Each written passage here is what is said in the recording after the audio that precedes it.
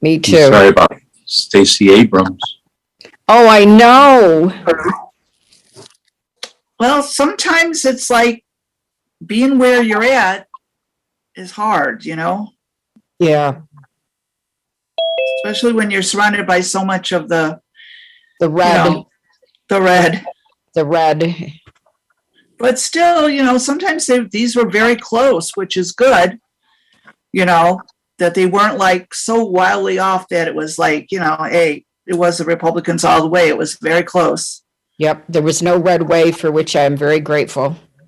Yep. And now I read an article today and it says, will the Republicans accept reality or pretend that it never happened?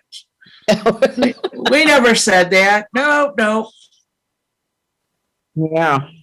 I know they are, but they said, and you know, Trump is becoming past history, which is where it should be.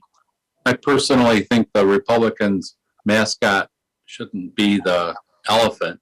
It should be the ostrich with its head in the. That's good. I like that. Very good. Very good. Yeah, because they do a lot of that, you know. It's just crazy. I stopped believing in the tooth fairy a long time ago. Yes. Well, I did read though that Dr. Oz, he did call up Fetterman and he did thank him and said he did a great campaign, which I thought was the best thing he could have done, right? I mean, one Republican who at least had the decency. Yeah, I hadn't heard that. That's a good thing. Yes. So for all his other stuff that he did and said, he did at least a good thing. Yeah. Sounds like probably more of a gracious form. Right, which means, but he'll probably get crucified by all the Republicans for saying that. Yeah. Unfortunately, but you know. Oh well. I can't believe that a lot of those Republicans are really that bad. I think in private, they're probably not as bad as they come out as they are on TV, just because they have to court Trump in order to get, you know, anything so far. But the further that Trump fades away, the more they can come back and say things. I would hope. Anytime soon. No, but at least American voters went and said how they felt about things, that the abortion and different things like that they wanted, that the Republicans thought that they were going to take away. So test. Is anyone hearing? I just want to say a couple things. Yes. One is that Yes. as long as you stay where you are, I recognize you even with the mask on, and you have a wonderful halo effect right around the top of your head. I don't know what that is, but it's cool. And David Chamberlain, your whatever you call that image, I don't know the name for it, but I like it a lot. oh, his glasses, is that Trump on there? Who is that? Oh, the goddamn Colin Crossbones. Roger. Oh, okay, I Jolly can't Roger. see that close. Hey, Jolly Roger, okay. Though we can't hear you if you're talking, so. I do like that picture. All right. Should we give it a few more minutes I'll to just see if anybody else is joining?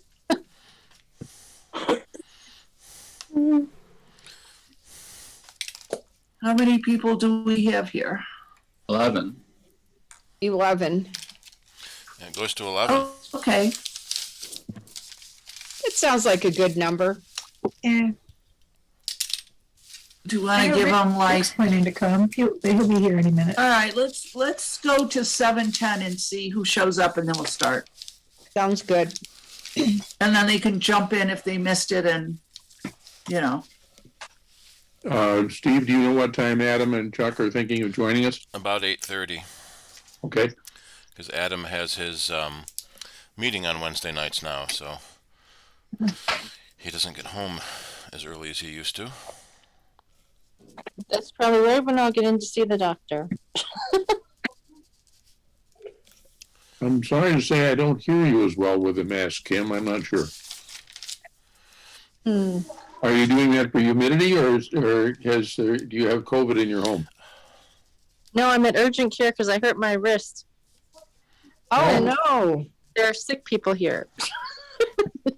Did you Oh, fall? okay. Is your wrist going to be okay? I don't know yet. I'm waiting. It was a 2-hour wait. Wow. My gosh. It's like my thumb. I couldn't even move my thumb. Like I couldn't even close my hand like a day ago. So then it got a little. I can close my hand now, but I can't even hold my phone. Like it hurts.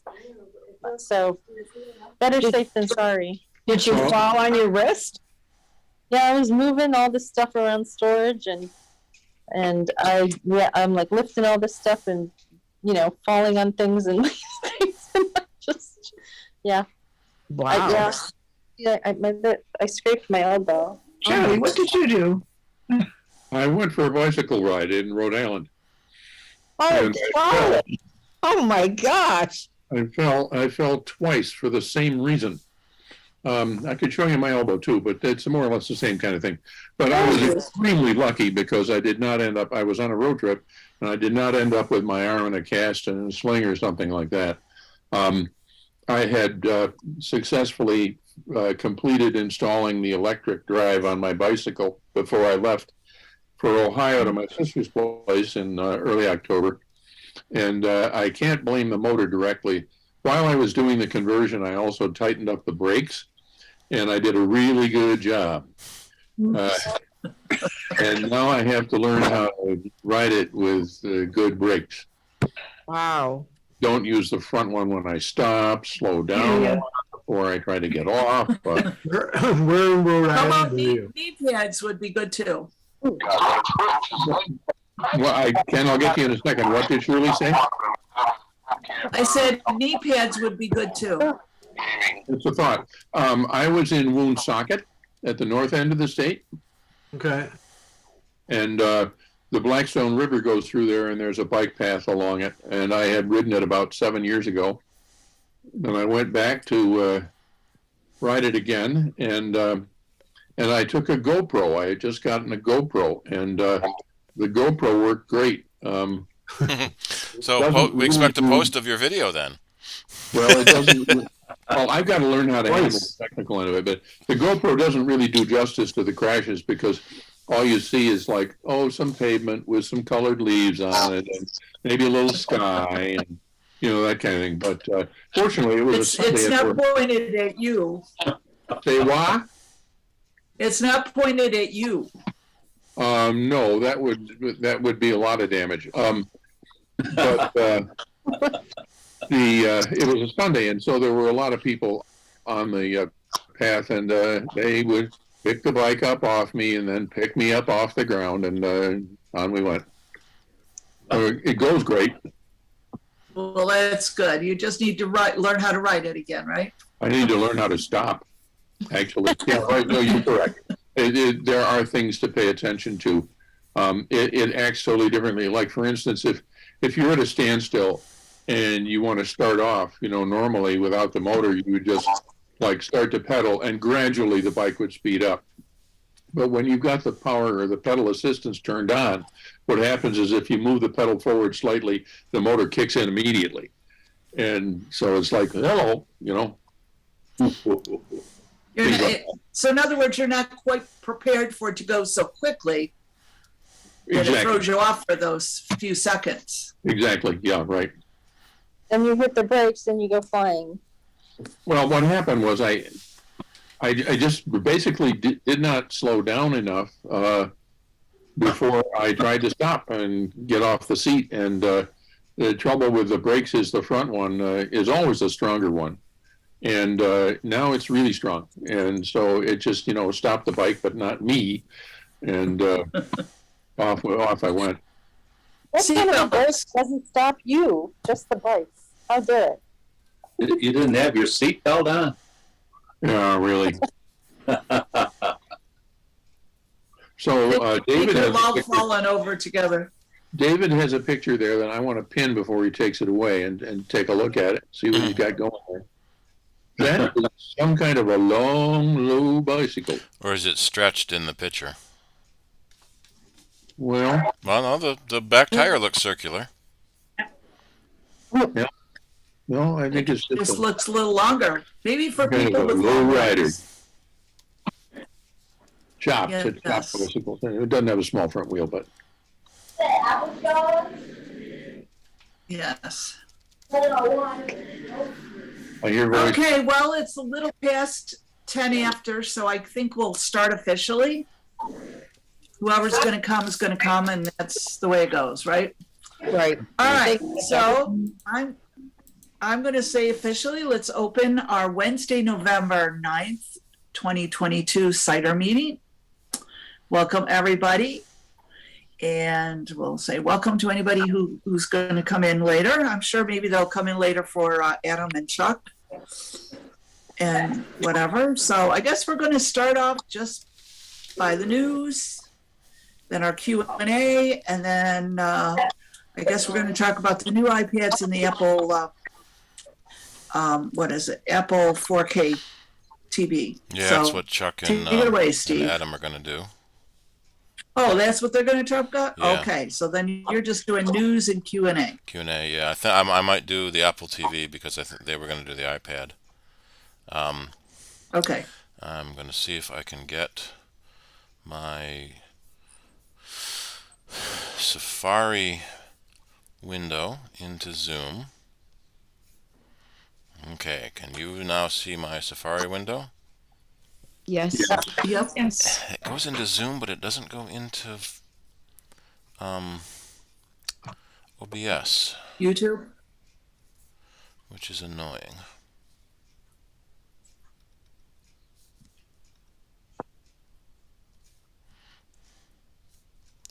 Let me try Zoom. No, not the Zoom floating window. Zoom status bar. Zoom toolbar. No. Zoom item. No. Zoom. No. So it's annoying. here we go. Here we are. Alright, so I'm going to, well, so now I got the wrong video there, but I'll turn that video on. Okay. So now I've got the website going into OBS, which is going out to YouTube.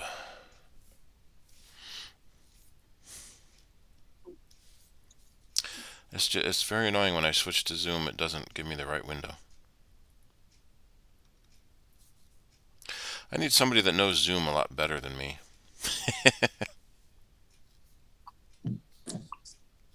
What the hell are these people? All right, so Apple had their fourth quarterly result, and revenue of $90 billion. So they're still making about $1 billion a day. But revenue was flat. iPad revenue flat, iPhone revenue up, and services revenue down. And so Jason Snell did a video on his website. So I'm at the Six Colors website with Jason Snell and Dan Morin. Jason's got these great macros that build these really cool graphs based on Apple's quarterly results. So their revenue for Q4, $90 billion. And as usual, almost half of Apple's revenue is phones. And iPads, Macs, services, and wearables make the rest of the pie. It's interesting when they started bringing out services, the wedge for services is getting bigger and bigger. So that's like iCloud service, music, news, all of Apple's subscription services. Profit was $20 billion for the quarter. Nothing to sneeze at. Nope. So profit was up 8%, and so this quarter is fourth quarter, so it's the end of the year. It's often a little lower than previous quarters because everyone is ramping up for the holiday quarter, which is next quarter. Mac revenue was $11 billion. So they always point out that if all of Apple's divisions were separated, they would each be in the Fortune 100 for revenue. Mac sales were up 25%, probably likely to the M2 computers that came out. iPad is down a little bit, which is interesting. The M2 iPads weren't shipping enough quantity to bump that up. We should see that higher next quarter. And iPad revenue is down, which means the less expensive iPads with lower margin are selling more. iPhone revenue was they call it flat. Compared to previous quarter was 40 billion, and this quarter was 42 billion. So a gain of $2 billion is flat. That's crazy. iPhone revenue was up 10% over last year. And then services is the really interesting thing. It's been on a steady climb for years. The last couple of quarters is down a little bit. Or as they would say, it's flat from 19.6 to 19.2. Year over year for services for a meeting passcode. was up 5%. It should, you should just be able to click on the link. Go to the website. I did. I went to the Apple CIDER website. I clicked on the link, and then Hang on a second. That's it okay. made me up. Okay. Wearables, that's the AirPods and watch and things like that, on an upward trend. Quite a bit better than last quarter, where it was down 8%. And so revenue by product, we can see the percentage of revenue for each product line. And what I find interesting is the regional. Japan and Asia Pacific are near the bottom, as well as China, because a lot of products in those countries are from those countries. So there's been a, especially in China, there's been a nationalistic push to buy Chinese manufactured items, which is interesting because the iPhone is made in China, but it's an American company. So there's kind of a backlash against American companies in China, just like there has been a backlash against Chinese companies here in America. Let's see, what's another interesting one here? So basically, Apple made a ton of money in pretty much all of their products, and there's no danger of them going away anytime soon. If you can buy, what is it, AAPL stock? What is it? Buy on rumor and sell on fact. So stock has been on a downward trend for a little while. If we go back year to date, it's been fluctuating, but kind of a downward trend. What's this thing? But it's expected to rebound with each new product. How many people bought stock way back in the olden days when they had when it was in the single digits or even double digits? That would have been pretty interesting. And if you still had it and didn't panic when the stock price crashed. So if we go all time, it doesn't give us the percent. Oh yeah, here it is. So over in all time, Apple stock is up 4,000%. So that's where you want to be. 200% in the last 5 years, but down 8% in the last year. So hopefully we'll spring back to something new. There's been a couple of interesting things Apple has released recently. They started doing holiday emojis and holiday gift guides. So what's really cool is these pictures, snowflake pictures, are all Apple products. So it's kind of here's phones and iPads and watches and Macs.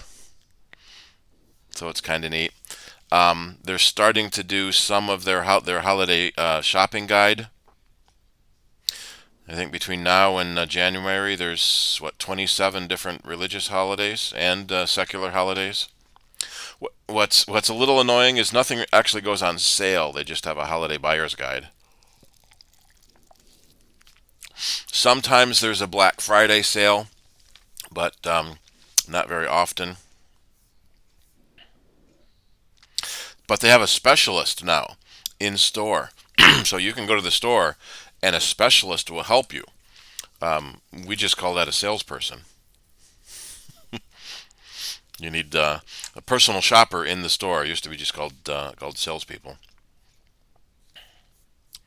But if you're not a specialist and you're just a salesperson, you might not know what you're talking about. Well, you're supposed to be trained on the products you're selling.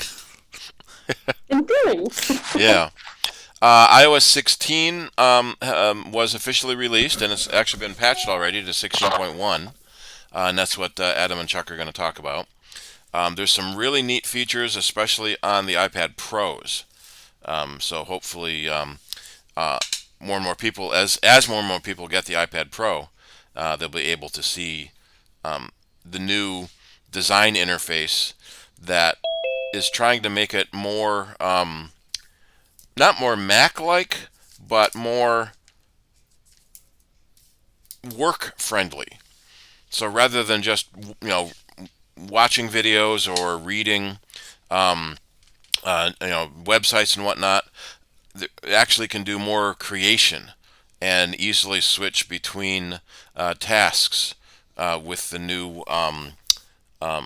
center stage, being able to have multiple applications running simultaneously. So we'll see how Adam and Chuck talk about that. Also, macOS Ventura has been released.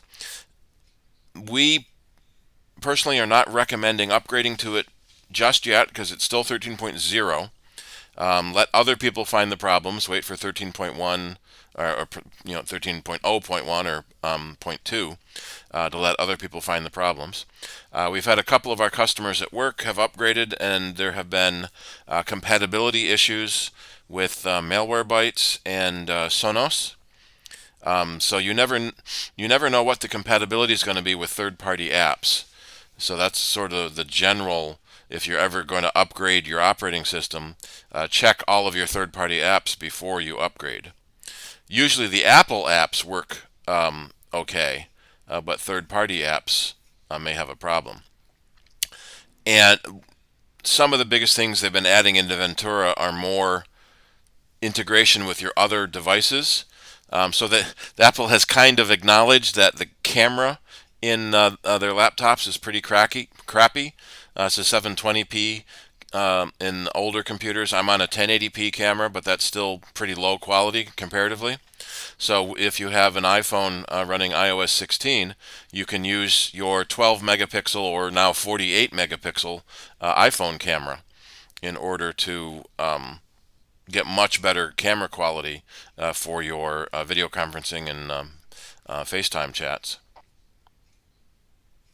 And being able to switch back and forth between all your devices very easily.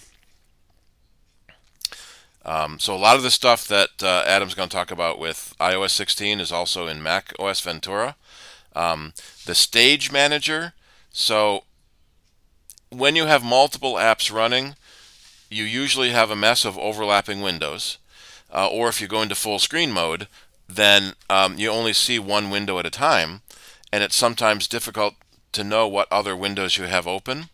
There have been features in the past, especially something like Expose, that will help you manage those multiple windows. But now there's this center stage option where you see your other apps in little thumbnails on the side and be able to jump in and out of other apps back and forth very quickly and very easily. And you can build multiple workspaces. So if you have a creative type session where you've got your photo editor and your website editor together, so you can load photos to the website, you can have those in one space. Then you can have a different space with your word processor, so that you can kind of build things together. There's already the Spaces feature to help you do that, but it's not as intuitive as it could be, and as Apple hopes, and switching between spaces, you basically lose the view of every other space you have. So they're hoping Center Stage is going to help with that. We'll have a full demo of it as soon as Ventura is better, and the first patch is out. We had to upgrade a couple of our computers at the office just to start playing with it, but I'm a little wary of it on the main production computer. Passkeys. We've talked a little bit about this in the past, that there is a new password replacement sort of standard being developed called passkeys, because so many people have a smartphone or computer with either Touch ID or Face ID for different biometric verification.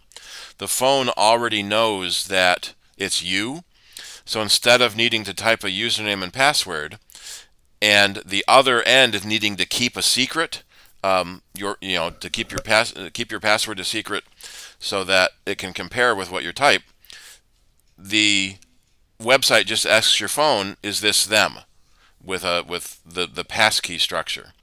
So there's no secret for the other end to lose, and because as we've seen in the past, there are billions and billions of lost accounts that have been breached and made public, and all of those passwords that you have to have on different websites, because you never know when the other end's going to get breached.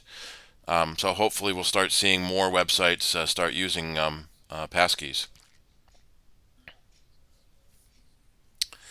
What else? They added an unsend feature to mail. So there's a send later. So you can decide to write your scathing I quit letter and then schedule it to send at 8 a.m. so your boss doesn't know until you don't show up for work, and there's an email waiting for him. So Steve, can I ask you a quick question about the passkey thing? Sure. I don't tend to use Touch ID or Face ID because, if I fall off my bike, my face might not look right for the computer. But if you're signed into your computer as a user, will it accept that for verification that you are you? We don't know yet. Yeah, and it wouldn't make sense. I mean, if somebody else got hold of your sign-in password, they could use it. Yeah. And on your smart device, it always falls back to your passcode. So if the Touch ID or Face ID aren't accepted, then it would fall back to the passcode it's using. Right. And those are stored encrypted in your iCloud keychain. So the hope is that you won't need to make up passwords anymore. And especially because you're supposed to have different passwords for every website. And that way the other end can't lose them when they get hacked into. Right. Thank you. Yep. Unsend a message is also a feature now. You've got 2 minutes to unsend your message, which basically means it doesn't send it for 2 minutes. So you can realize that, no, I shouldn't have copied all on that message. I just wanted to send it to one person. They've greatly enhanced the photo sharing feature in the Photos app, so that you can make family albums rather than sharing single albums. You can now share an entire library with your family. So you and your spouse can share a lot more photos automatically instead of just needing to have individual albums that you share. And they've also added a automatic duplication merging, which is also in the iPhone version in iOS 16, which is nice. And it's more intelligent than most of the photo duplicators that will show you two photos and ask you which one you want to keep.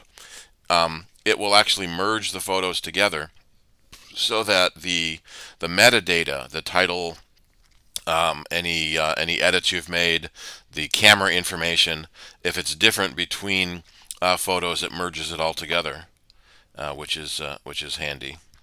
And does that mean it would show the metadata for each photo, each of the two photos it merged? I believe so, yes. And then when it merges it together, you get a single photo that has everything.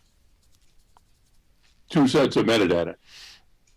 Well, no, it merges it into a single set of metadata for one photo.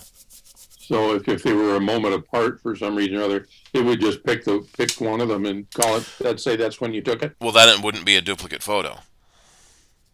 Okay. So a duplicate photo is when you just fire off a whole. I forget what they call them, but like the first time I took a photo with my iPad, I got 28 pictures of my slipper. Well, that's a burst photo. That's different. Burst, right. That's different yet. Oh, okay. Duplicate photos is if, for example, you import the same photo twice from your camera. Okay.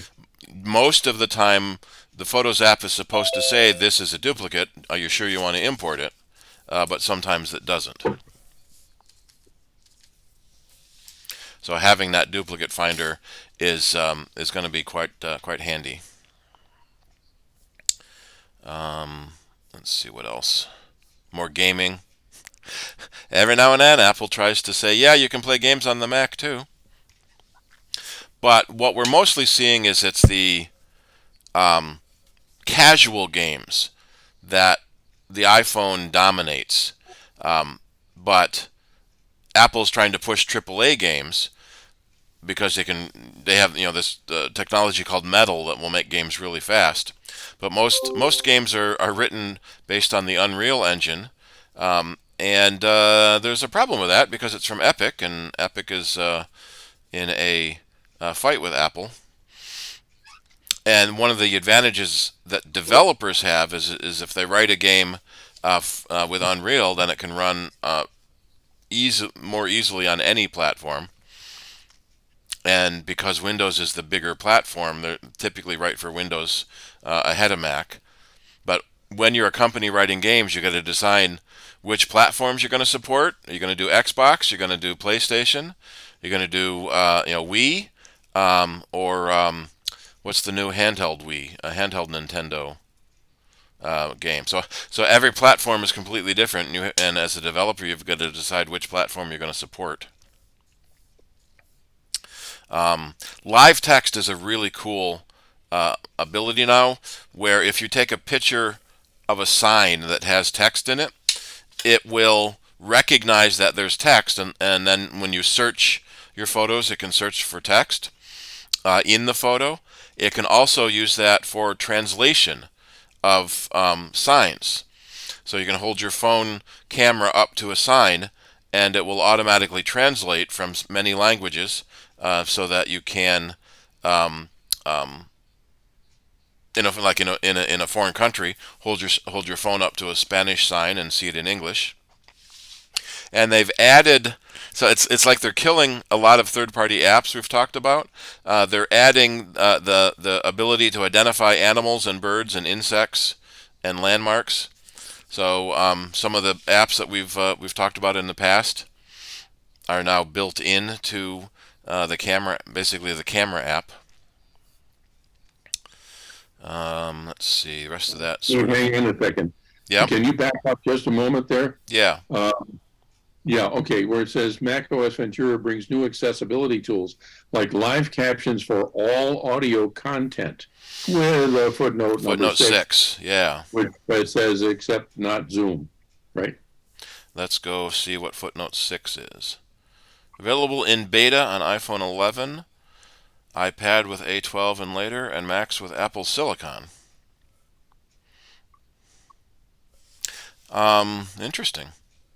Yeah, because we've talked about closed captioning type stuff for Zoom meetings, and Carol researched this, and yes, it exists, but it costs you $15 a minute or some crazy thing.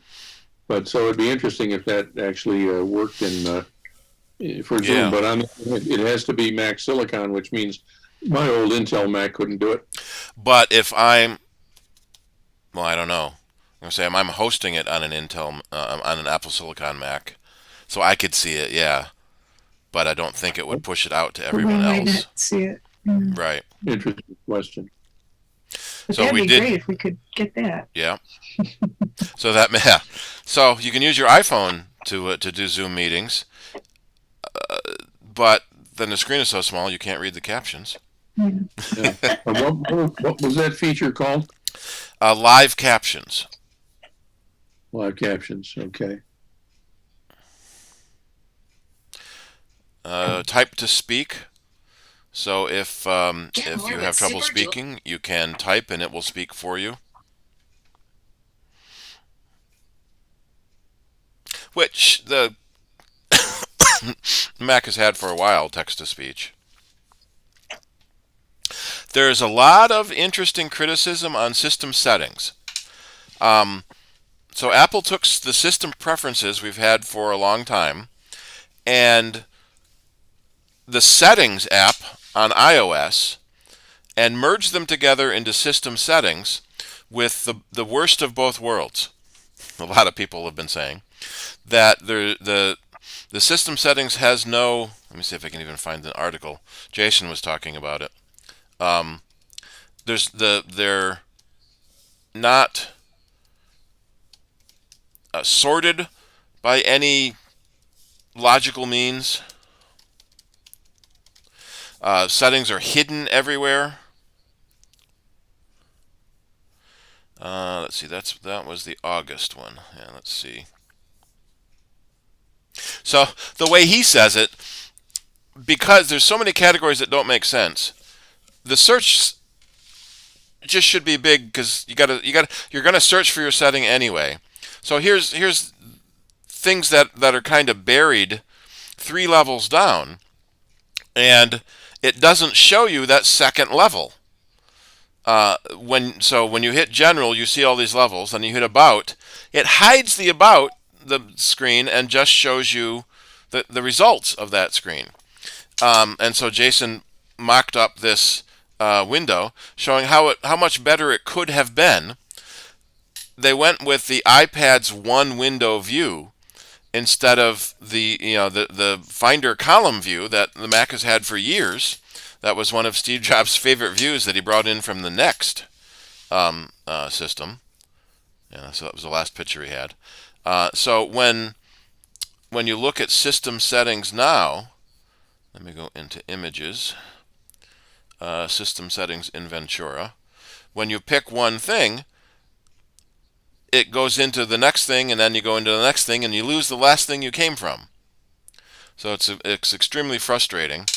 For longtime Mac users who are used to the way things work, it's always annoying when they change something and you can't find where it was before, which is very frustrating. So this would be great if they did that, but they haven't. So, well, I guess their thought is that most people don't go into settings very often. You set one thing once, and then you don't go back very often. Yeah, but I'll tell you personally that when I go into system preferences, often it's because I'm pissed and I want to fix something now. And you don't know where it is, and so you search for it anyway. Right.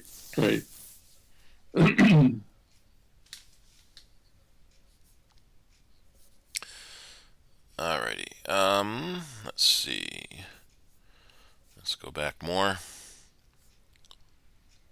So we're gonna talk about the iPads. We've started getting the 10th generation iPads in the store.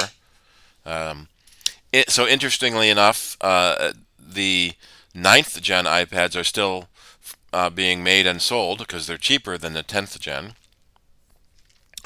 But let's talk about the Apple TV, because that was an interesting upgrade.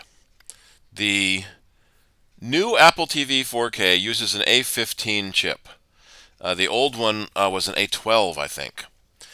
And so it has a super powerful processor that will really go well with games. So the game developers will be able to do more intensive, more realistic, more immersive games because of that A15 processor. And they lowered the price. Let me bring up the Apple TV window. They lowered the price in addition to coming out with a much better hardware, which is very strange for Apple. Starting at $129. It used to be, it was $149 for the 64 gig and $199. 149 for the HD version with 64 gigs, and then $199 for the 4K version. So they've basically dropped the price from $199 to $129, bringing it more in line with the with Google, Roku, and Amazon boxes. So one of the hits against Apple TV has been that it was so much more expensive than the other boxes. Let me see. Let me bring in the. Nope, I want this window. Tech specs.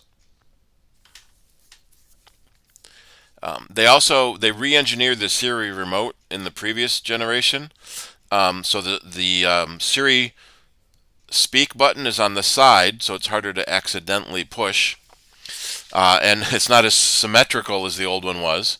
So when you pick it up, it's easier, especially in a darkened room where you're watching television. It's easier to tell what way's up. The interesting thing about it is the higher end model with 128 storage also has Ethernet built in, where the base model is Wi-Fi only. Most people don't have Ethernet run to their television, so the Wi-Fi is what they've been using all along. But now that they've added Ethernet in, there's a new technology called thread networking that allows networking devices to talk to each other better and easier.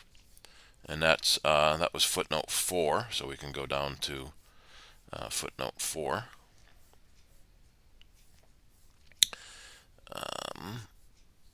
There it is, footnote 4. So it uses HomeKit to be part of thread-based acceleration. And so if we do a thread router, I think, did we mention thread last meeting? We might have, because the products had been announced by then. So basically, thread is a way for home Internet of Things devices to talk to each other easier. So hopefully that will make things easier. But so I personally, I just got a 4K TV a few weeks ago, and my Apple TV is only HD. So I was looking at buying a 4K Apple TV, and now I'm glad I didn't get one on Amazon Prime Day, because of the new 4K TVs out. But then what I found is that most of the 4K content costs more than the HD content, but comparatively, I go into YouTube 4K, the free 4K stuff. It just looks so much better. Makes me maybe wanna buy the next one up. So you are saying that you can see a difference between 4K and HD? Yes. I've got a 65-inch TV, and I can even see the difference on the TV if I switch to the Apple TV input, which is HD being upscaled to 4K by the television, and then bring up the same YouTube video on the television in native 4K. You can tell the difference between it. Which looks better? The native 4K on the television. Okay. But what's interesting is the upscaled 4K looks better than the HD did. Huh. Yeah, our last TV was only HD at 55 inches because it was old. Now, it was old. Like every 5 years. So like, was it 10 years ago? We bought a 50-inch TV for $500, and that was pretty cheap. And then 5 years ago, we got a 55-inch TV for $500, and that was pretty cheap. And now a few weeks ago, I got a 65-inch 4K TV for $400. and it's that was pretty cheap, and they're getting cheaper and cheaper. So when they do break, it's not as painful. I did just see a really interesting video about laser TV, and for people who want a real home theater, I have no idea if I'm going to find the same guy's video again. Maybe I can go to my YouTube history. A lot of people who have, no, I don't want to risk running that. A lot of people that have home theaters. Yeah, here it was. Learn to DIY. Start again. A lot of people that have home theaters will have a projection screen, and you might get a high-end projector for $3,000 or $4,000. But then, in fact, what he talks about in this video. So there's one of the drawbacks of a projection TV is that you have to have a really dark room and there's a really, really bright light shining if you happen to walk in front of it. And let's see, let me go forward a little bit here. And you have to replace the bulb quite frequently. He said he's on his second bulb in his Epson in 4 years, and the bulbs started at $100, but as they're aging, it's now over $300 to get a bulb for his Epson projector. Because the projector is so old? Sort of. That every new generation of projector, it's kind of like inkjet printers, uses different bulbs, and so the older bulbs get more expensive because they're not making as many of them anymore. Yeah. And so he did this interesting comparison on TV size, and so it's dollars per inch. And if you want a really big home theater TV in the 100-inch range, you're looking about $86 an inch.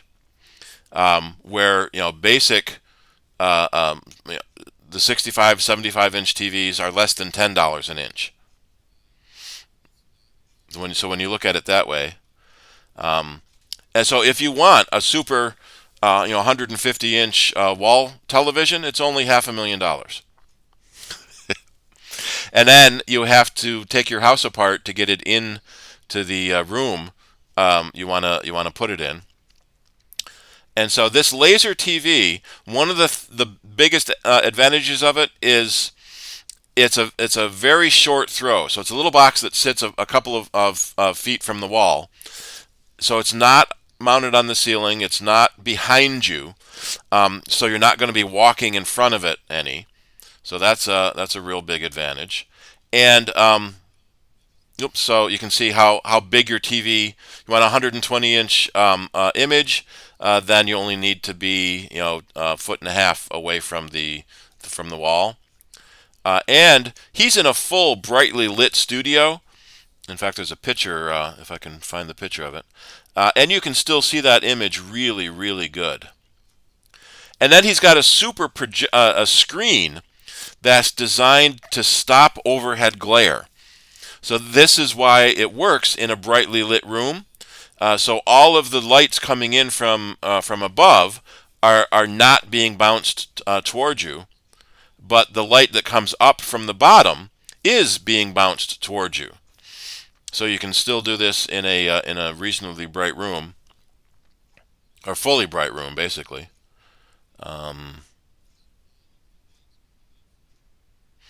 Yeah, so there's got a regular projection screen. I'm trying to find, I might have missed the picture already, of the all the studio lights. So it's not super cheap. So the screen is $1,200, and the projector. Did I miss the projector page? That's the screen. Oh, and the screen comes in a roll, basically, and you build a frame, and then it rolls together, so you don't have to take your house apart to get the screen into your room. And then he put it comes with LED lights you can put behind it to help give it a sense of structure. Where's the? There it is. No, that's just the description. The projector itself was relatively inexpensive compared to a really bright overall projector. And this projector was at $44 an inch. So significantly less than a typical LCD television. I missed the price, so let's go to his links. And the products. It's the 4-movie, so it's only $3,000 for the projector. So you're all in at like $4,500 to get a 100-inch screen, which would normally cost you, closer to $10,000, and be a horrible pain to get installed in an existing house. You'd have to do it as you were building your house.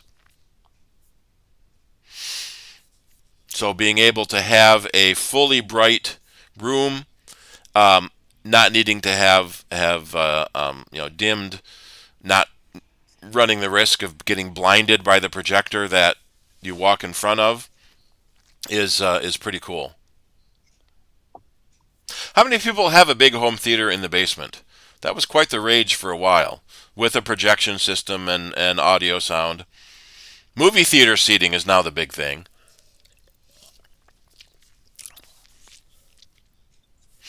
Looks like I can make this window a little bigger.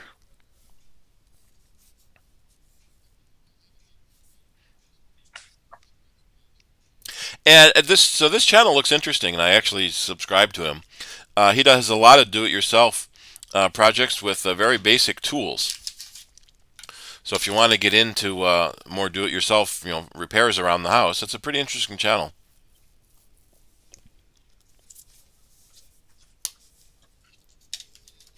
And because it's a projector, you can plug any content into it. So you plug your Apple TV into it as your source. You can plug your computer into it as your source. And that's, that was 136 inches, I think he said, when he was building the space for it.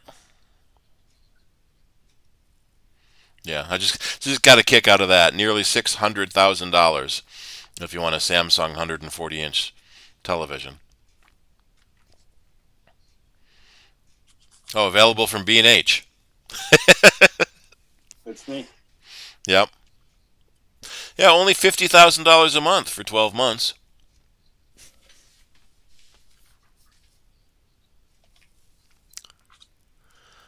I think I'd rather buy the house than that. Yeah. So maybe his bright. I wanted to find a picture of his bright.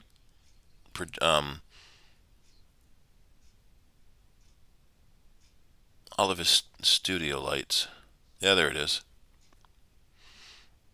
So that was his home theater setup. He must be a Star Wars fan because he's got a stormtrooper. But that's a nice touch to put your second row of seating a little higher, like in the movie theater, so you're not blocking people.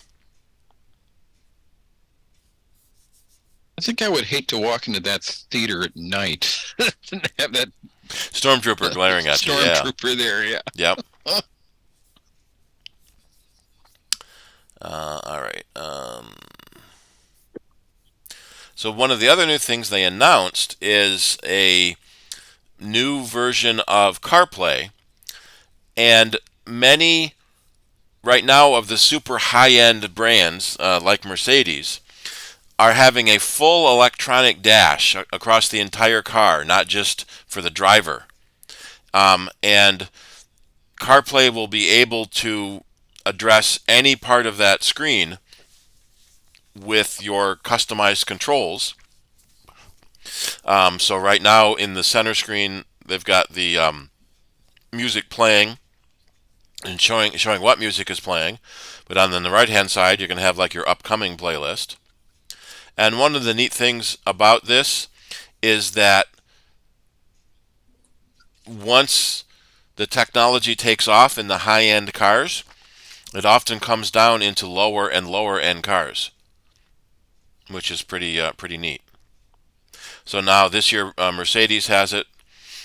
In the next few years, we'll start seeing it in other brands as well.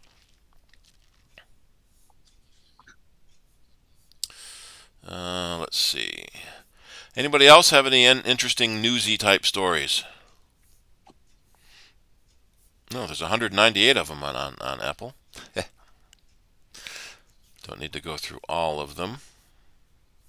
I was in the library today reading New York Times, and I think that's where I read this, that there is a new feature where you can privatize certain photos so that they're not in your general photo feed. Yes.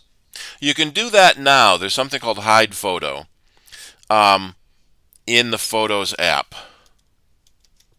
Let me see if I can bring that up. But what they've added is a password to unhide it.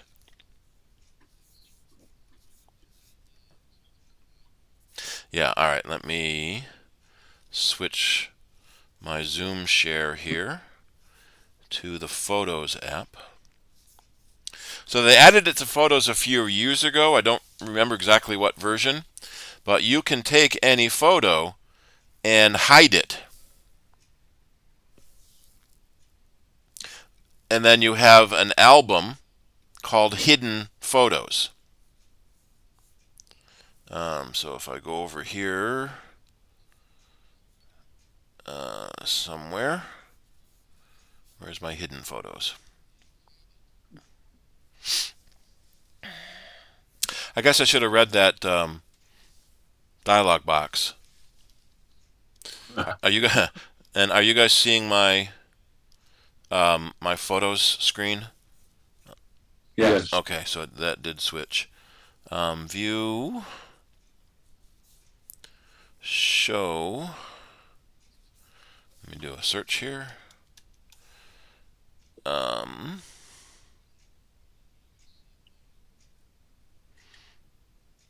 So that's how you hide photos. How do you see? Yeah, I should have read that that closer. I thought it said you got an album of hidden photos, but I don't see it there.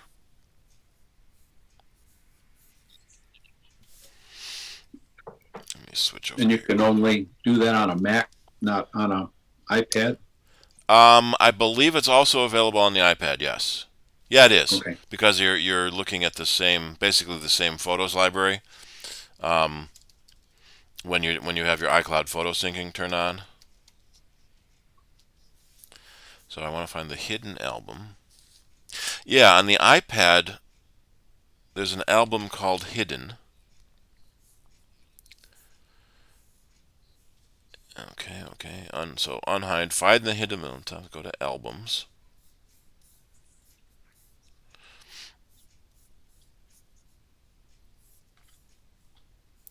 Photos, unhide. Photos, view. Oh, here. Okay, there it is.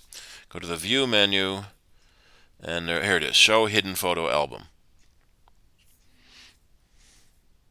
Okay, now there's a hidden photo album, but there's no security, I guess is the word I'm looking for. Anyone who walks up to your machine can see your hidden photos. So now on iOS 16 and macOS Ventura, you have to put in your computer password in order to see the hidden photos. Okay. So all those naughty photos that you've taken don't suddenly reappear. And now I can unhide that photo too.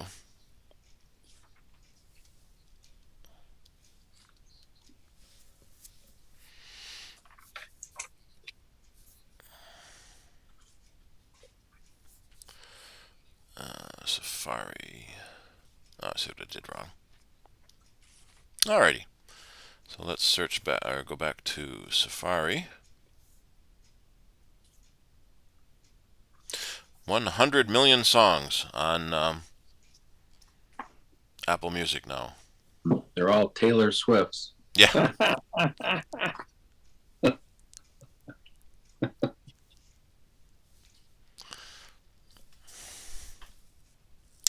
Alrighty, let's do some Q&A, and then we'll take a break, and then the guys will be in for 8:30 to move on to the new iPads and iPhones. Anyone have any questions? Hey, Steve. Yep.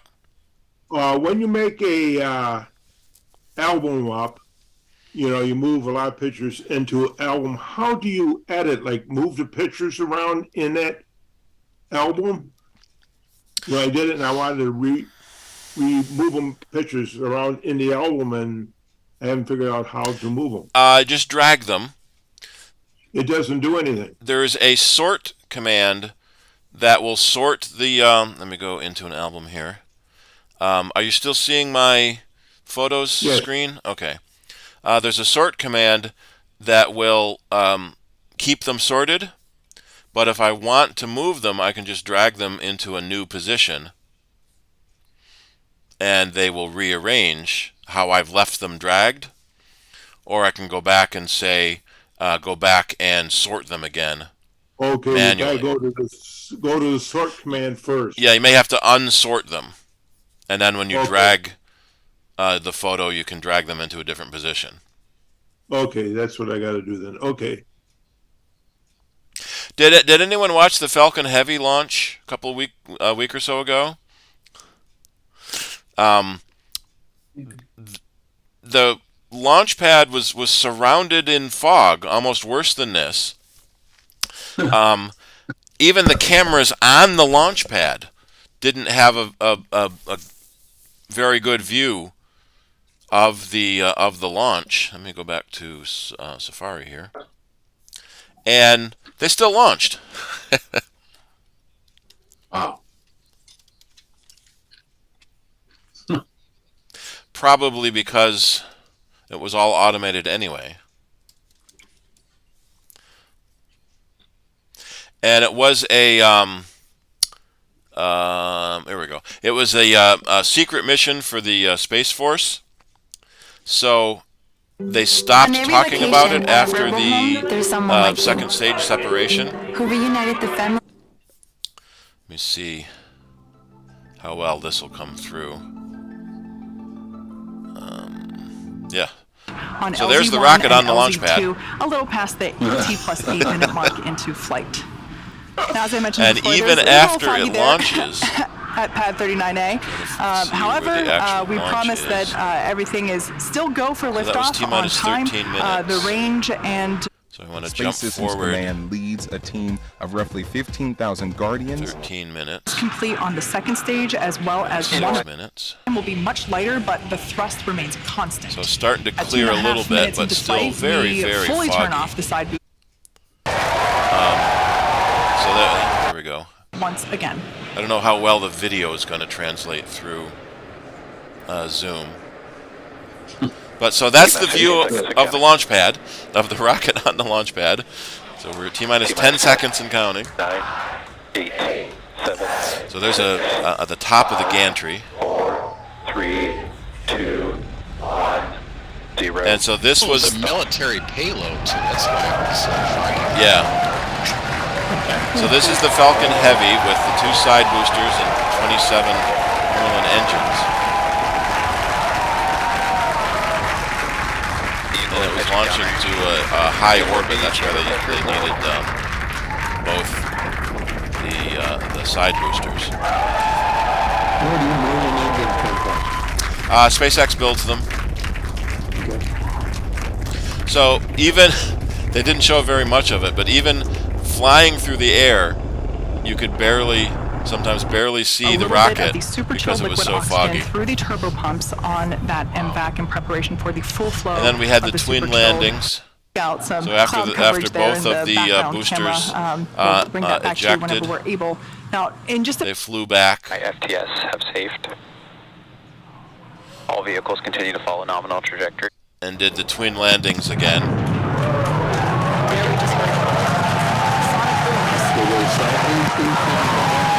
Yep. So these are the regular Falcon 9s that you typically see launched when they're doing the Starlink satellites or the Dragon capsule to the space station. So for low Earth orbit, a single Falcon 9 is enough. But when they're going to higher orbit or going to the Moon or Mars, then they'll do Falcon Heavy by basically putting three Falcon 9s together This marks the 150th and and being able to push it out 151st that far. overall successful landing of orbital class So you remember a few years This ago. is the 21st landing at Landing Zone 1 and the 4th landing at Landing Zone. Let me find it. They launched Elon launched his Tesla Roadster. There it is. Where is Starman? And so they launched it on top of a Falcon Heavy, and the goal they wanted to see if they had enough impulse to get to Mars. They got past Mars, which is really good. So now it's in a where's the map? They had a map. It's in a sun orbit.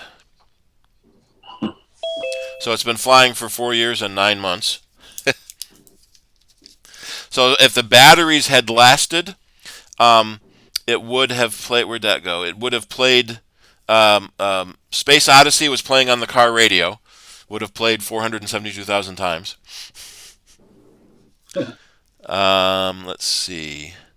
They used to have an actual map of the solar system showing where it was. So right now it's almost 200,000 miles away, 17 light minutes away, running at 11,000 miles an hour. That's somebody million made miles. Somebody made a comic book series based on Starman. That's pretty cool.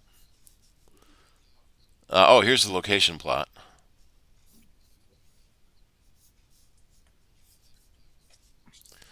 Let's see. Distance plot. How far? So because it's in a solar orbit, it's going back and it's going around the sun. So it occasionally comes close to Earth, but it's in an orbit beyond Mars, which is pretty cool. That asteroid belt.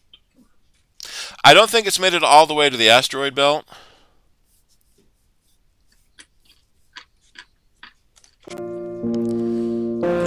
So let's see. So this is doing 1 minute per second. So you can watch how he's driving away in his car.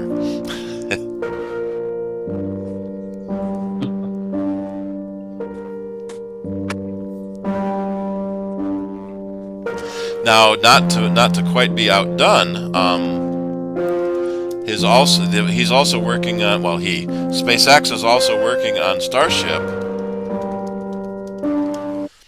and they've been stacking Starship and their booster. Let me see, where's a recent one? There's a recent one. So the Starship and the booster is more powerful than Falcon Heavy and more powerful than Saturn V. They've done some test launches with Starship, which is the top half, and it comes back and lands by itself. They haven't done a booster launch yet, so that's what they're testing now.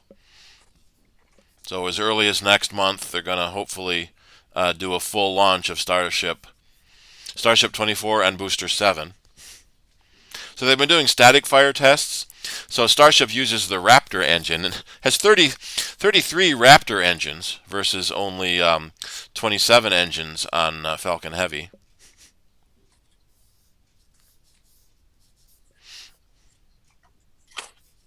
So it's an exciting world in space. Steve, while you're on the website, I had clicked on the CIDER Zoom link, and I was unable to get in because it was asking me for a password. The only way I got on was to use the email link. Oh, I'm wondering if anyone else had problems with that. I used the Zoom link from the home page and got on without that. Yeah, the password is embedded in that link. Yeah, me too. I got on right away. Yes, I go into Apple CIDER. Rick? It's just you, Rick. Rick, is your membership paid up? No, I think if you click on the button that says launch, I think maybe that's why you get asked your password. Well, when you click on the Zoom link, it will open the Zoom app and then join the meeting. But the password is embedded in that link. It shouldn't have asked you for a password. Maybe it was trying to log into your Zoom account and not just the CIDER Zoom meeting. Yeah, I think that probably is the case because it was trying to get me to log in and use my email and my password. For yeah, Zoom. that sounds like it was trying to log into Zoom. Yeah. All right. Steve, I have 3 questions that won't take a long time, but I'd like to get to them before Adam and Chuck join us. Yeah. Number 1 is my impression of the way things work as far as apps on my computer or iPad and iCloud is that if I delete, let's say on the iPad, I delete an app, instead of totally deleting it, it stores it in iCloud. Does that sound right? Not exactly. It deletes the physical app, but it remembers that you bought it in iCloud so that you can download it again. Okay. So the point where I'm headed with this is that I'm on the $1 a month iCloud plan, and I don't want, if I'm getting rid of apps off, like say my iPad, I don't want a lot of storage space taken up in my iCloud account. It sounds like it would not take up a lot of space. Right. Apps never take any space in your iCloud account. Okay. The list of apps that you have purchased is part of your account information that doesn't use up any space. Okay. My second question is, I have my cell phone is a flip phone that does have a camera, and I've got pictures in it, and I would like to offload those onto either my MacBook or my iPad.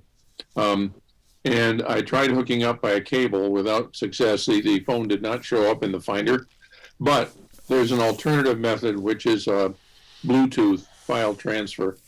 And I had, as far as I got with that was that the computer recognized the phone through Bluetooth and vice versa, but one of them would not actually connect. But does that sound like it might at least be promising enough to be worth pursuing? It should work with a cable. What brand phone is it? Oh, it is a. Yeah, you're gonna ask me this. What the hell was it? It was an early AT&T Baby Bell cell phone company that disappeared, and now it's back as the brand of this phone. Singular. Okay. Yeah. Yes. Yeah. In the Yeah. phone settings, you have to turn on USB transfer mode to tell the phone I'm plugging into a computer to copy pictures. And I'm trying to Google that to see where you do that in the phone.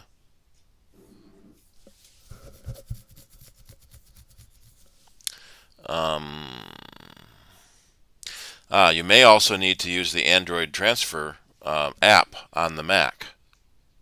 No, the operating system for the phone is something called Kios, Kios. Is that just a version of Android, or is that? My impression is that it's a proprietary Chinese. Yeah, there you go. No, not at the radio station. There's a radio station.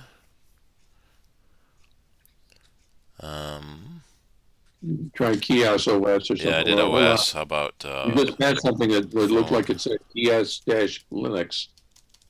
Did I? Chaos Foundation. Chaos Cloud. There you not go. English. Okay, that might be it. I'm not sure.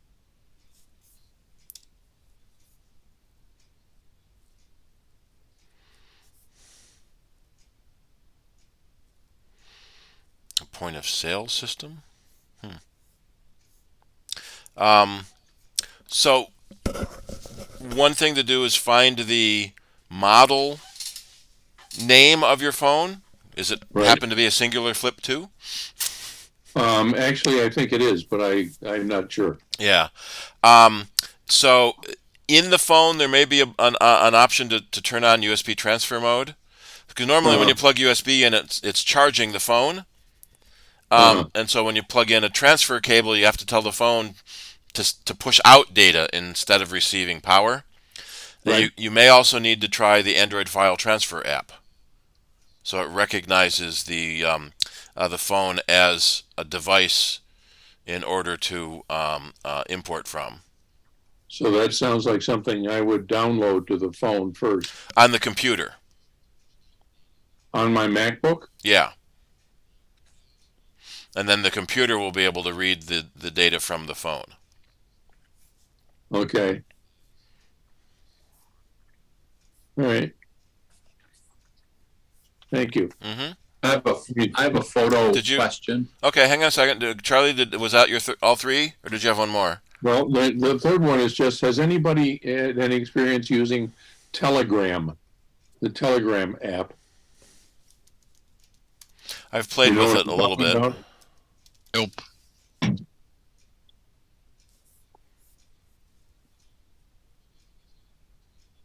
One of the big advantages of Telegram is it's end-to-end encrypted.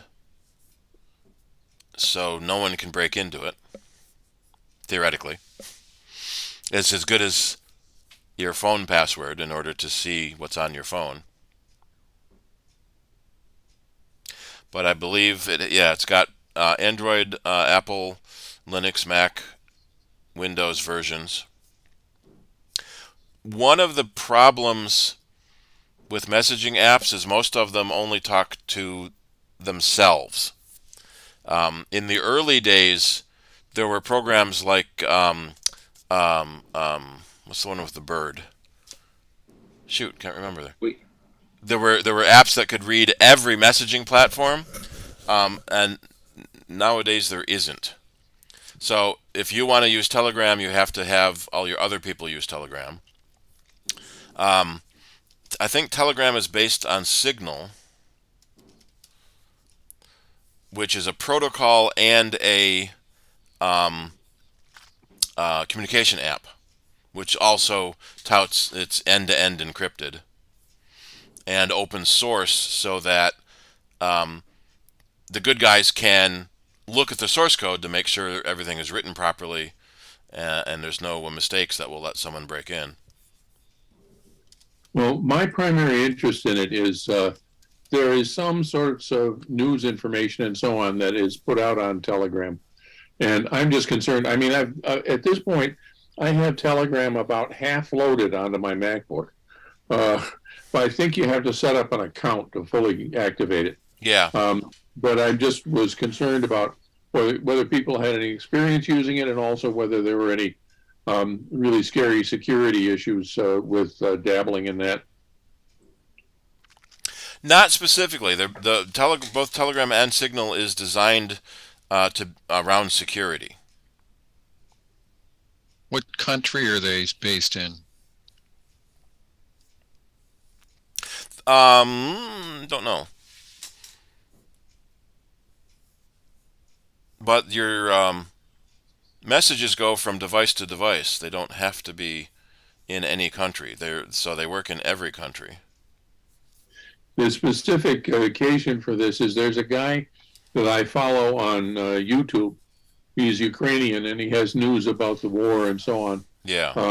But he's not it's not what an interesting term I ran across was war porn, and there are a lot of channels that are war porn, which is just showing guns blasting and tanks blowing up and crap like that. But this guy, his name is Dennis Davidov. He's actually a commercial airline pilot. Not currently flying because the skies are dangerous around there. Yeah. But so he does this news thing, and apparently what happened was, I mean, like I say, he's not really going for graphic, bloody, gory stuff, but some of the news images or whatever that he showed tripped something at YouTube. And they made him 18 years and older, and then they basically YouTube's been screwing around with him. So he has his channel on YouTube, which is kind of a Just the Facts Man thing, and then he also has a Telegram channel where he is not censored the way he is on YouTube. Yeah, a lot of the whistleblowers were using Telegram because it's encrypted. We're seeing a lot of people in Ukraine on Telegram because it's encrypted and it can't be broken into. So Telegram used to be based in St. Petersburg until Russia wanted access to all of their data. It wouldn't have helped any because it's all encrypted by each device, and so even the people at Telegram can't read the messages. So now they're based in Dubai, but they're ready to go when to move anywhere they need to. But your messages go from device to device. That kind of brings up a tangential subject of Mastodon, which is where people are running to from Twitter now that Musk is screwing around with it. Yeah, all right. Well, yeah, we can talk about that in a little bit. Someone else had their hand raised? Yes, Steve. Ken? Ken and Doug? Oh, Ken has his hand up. Steve, yeah. Steve, I've just noticed since OS 13, I have a number of hard drives, backup drives connected to my Mac, and half of them do not show up on the desktop. When I put in on my laptop, I plugged in an external hard drive, that wouldn't show up on the desktop either. Now, half of them do, and half of them don't. Interesting thing, when I go to disk utility, they all show up in the disk utility, but they're not showing up on the desktop. Can you mount them with disk utility?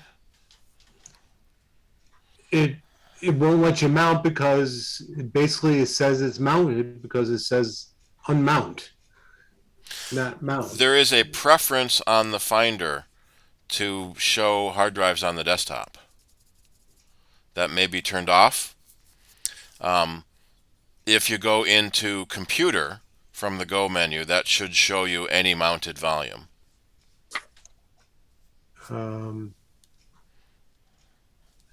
So you go to folder. In the Go menu, you can say Go Computer. Go. Let me find an image of this, and then the computer window will show you all the connected volumes. There it is. Can I view that file? So you can tell it to show your hard drives on the desktop. And then in the sidebar preferences, you can also tell it to show disks in the sidebar, which is there's this window. So that's a different window.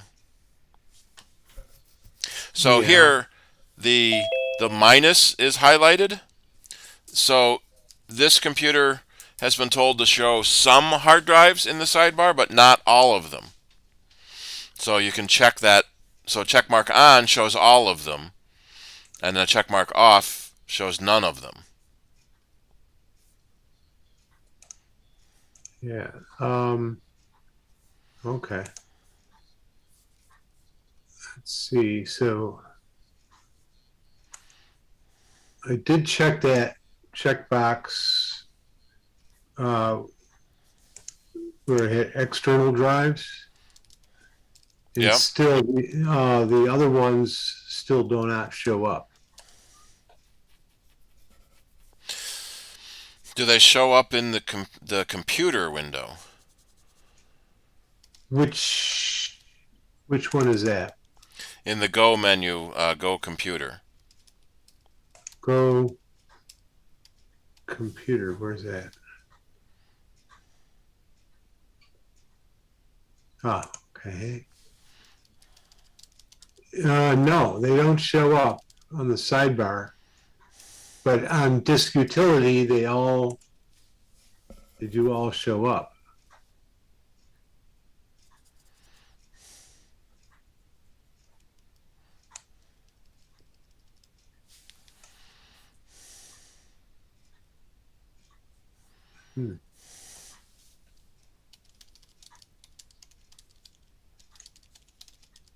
So when I look on locations to my computer, it's just showing 3 of the hard drives and not the 2 or 3 other ones.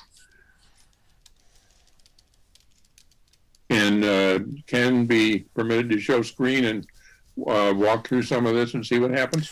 Yeah, you want to try that, Ken? Sure. Let me give you permission to share the screen.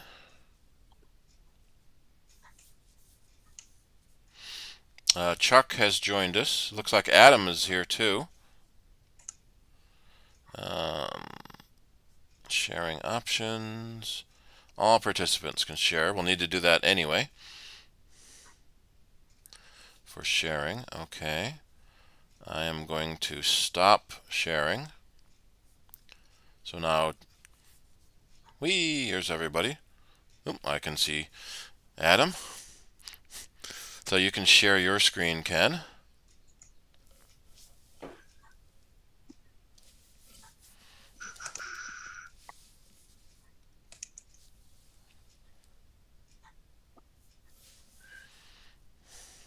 Okay, so I don't know if you can see this. I have the KBS one over on the right. Yeah. Yeah, the And orange drives are usually the external ones. Right. So I have 2 external and 1 is the time machine. But over in disk utility, you can see that the SanDisk, it shows up on the disk utility, and number 3 and number 2 do not show up. And when you click on them, I mean, I get the information. okay, click on the actual volume. Down here? Yeah. Or this one. So that's the volume group. Yeah, the next one down is the volume. And it says unmount. Right. Meaning it thinks it is mounted. Well, try unmount and remount.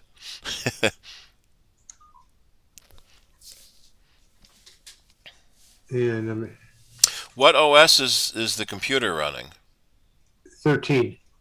Okay. And it just started, I just downloaded it yesterday. And I'm just noticing the external drives don't show up. It's an APFS data volume. So now you can hit the mount button and see if it mounts again.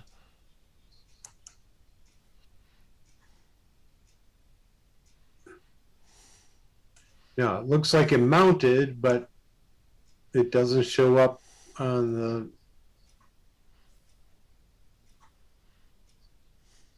the desktop, and it doesn't show up in the sidebar either. Right. Go back to the Finder settings window and go to General.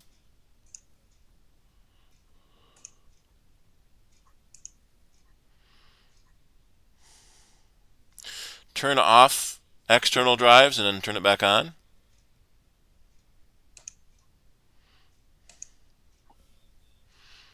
Yeah. It just shows those same 3.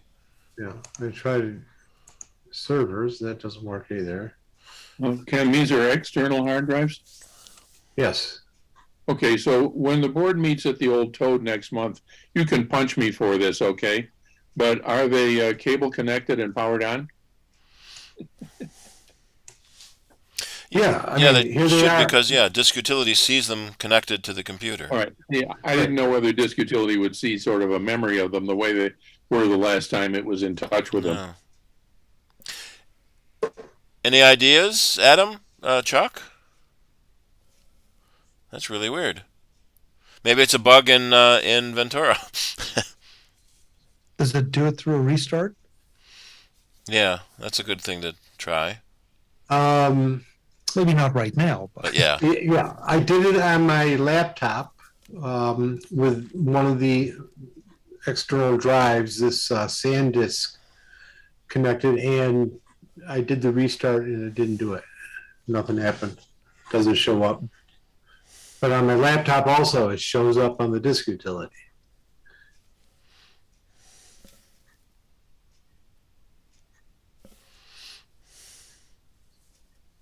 But when I do a if I do, so that disk mounted in Dropbox saw it mount, and do you want to back it up?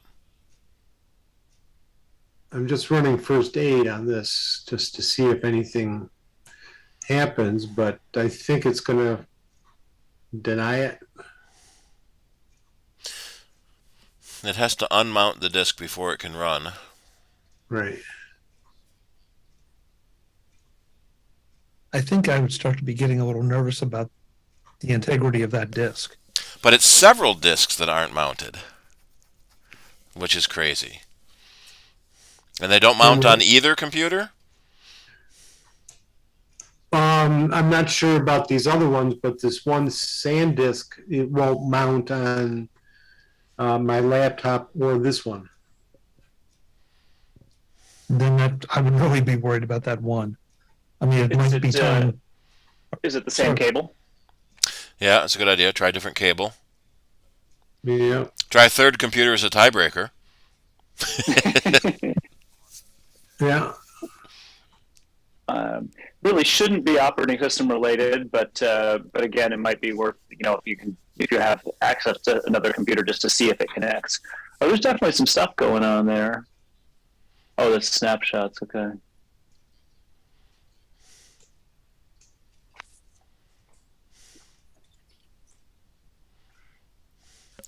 Resource extra is missing.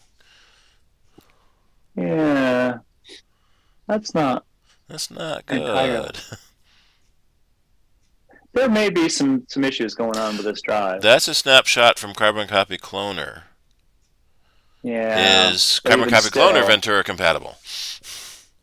Yes, the current version is. Okay.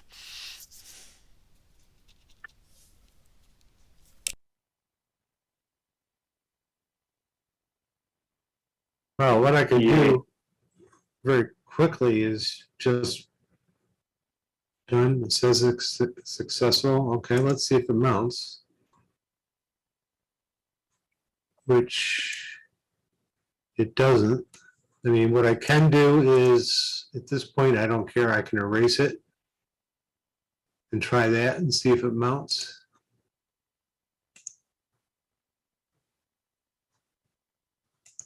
Okay, let's see. How old is this SSD? Probably a year. And has it been used really heavily? No, not at all. So it's not a possible age thing. No, because I usually just use it to do Carbon Copy Cloner on my laptop.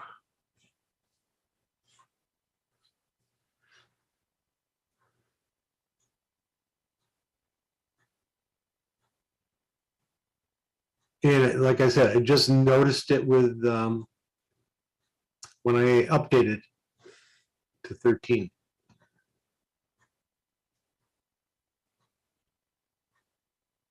Yeah.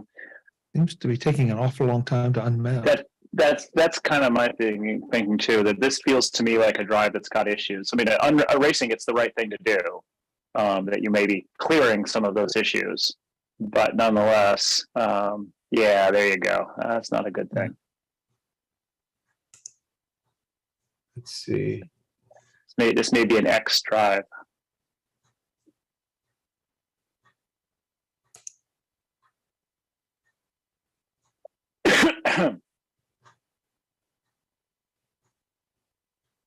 Try it one more time, and then I'll.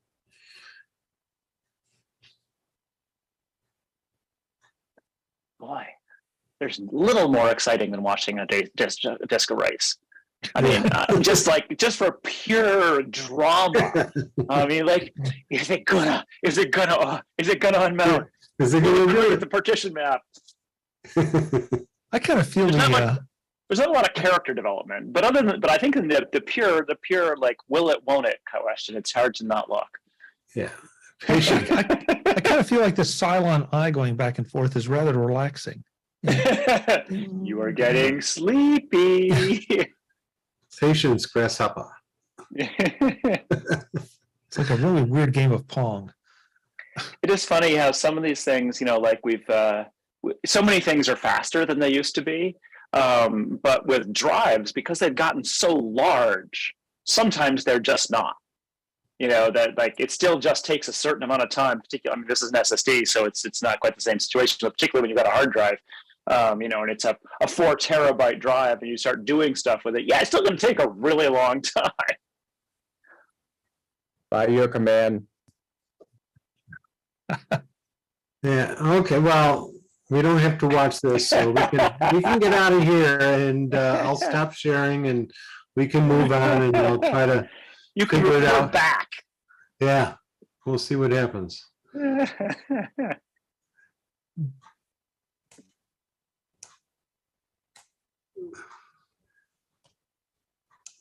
So that's what I had. Okay, are you guys all set up to give your talk? I think we are. Is that true, Chuck? I'm good. I'm good. I'm good. Okay, then I say you guys just go ahead and start. And we'll be interested to hear what you say. That's what you say now. Yeah. When do we start? You obviously have never met us before. I know you guys could go on and on and on and on. So yeah. No worries on that. No. Never talk about anything you can't talk about essentially for an infinite amount of time. That's one true. of my rules. One of my rules. Steve is right up there with you, so he can fill in any gap there is. You got a half an hour, 15 minutes, 20, 2 hours. He can go right there and do it too. So, Adam, would you like a formal introduction, or do we just want to jump in? Does anyone here not know who I am? I mean, this is not an ego thing, but if you don't know, Chuck will tell you. In an hour, I'll tell you, but just take care. Well, I was going to introduce you as the next senator from the state of New York. After your successful Senate seat bid. I have not actually checked the election results recently. Like, what happened? Did I elect something I didn't know about? Yeah, there was this huge write-in campaign, Adam, for you that nobody told you about. Oh, and you won with 3 votes. Which random celebrity who knows nothing about anything did I beat? Just to be clear. How about the football player that doesn't know what Robert's Rules of Order is? We won't need playing football, you just listen to the quarterback, man. So yeah. Okay. We better stick to tech, I think. So Adam, you want to start with something easy, or do you want me to throw you a curveball? We were talking football. Whatever you want to do. It's not, I don't know, I don't know baseball season. Go for it, Chuck. Okay, so then I just have one word for you. Twitter. Oh, okay. Oh, man. Oh, there's a whole lot of it. There's a whole lot of nuts. Right over the edge. Oh, man. Yeah. Wow. Yeah. So, okay. Show of hands, how many people have been following the Twitter soap opera?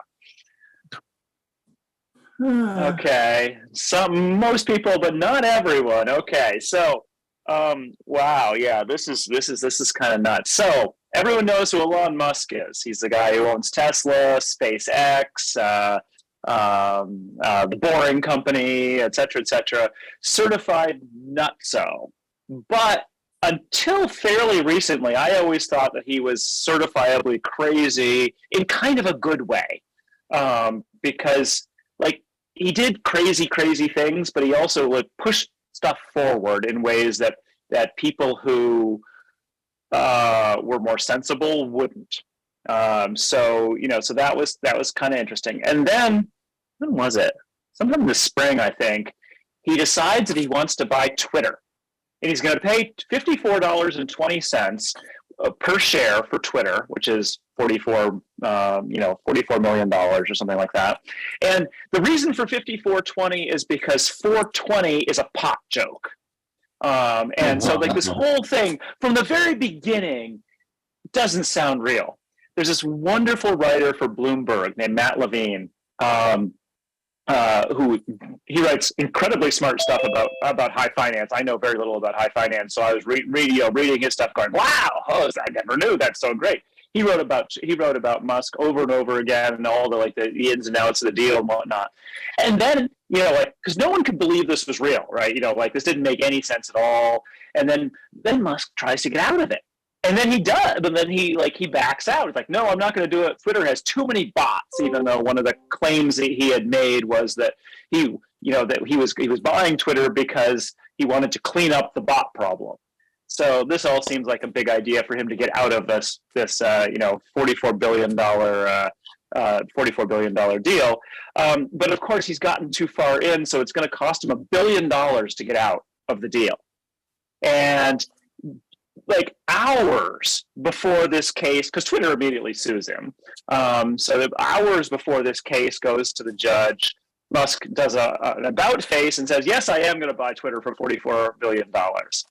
And the deal actually goes through. And he promptly fires everyone, all of the adults in charge. And then he promptly fires half of the staff. And this is all happening a week or so ago. Today, the big deal was there was something to do with blue verified check marks, which people are going to have to pay $7.99 per month to have. But there were going to be gray official verified check marks for government accounts or something like that. And those lasted for what, Chuck? About 5 hours before Twitter did another about face.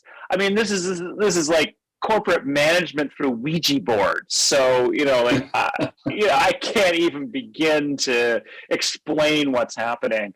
The closest I can come to a summary is that Elon Musk really liked Twitter, and he really liked being able to say random crazy stuff on Twitter. And he figured that maybe if he bought Twitter, he'd be able to say more random crazy stuff and make it more the way, even more like the way he wanted.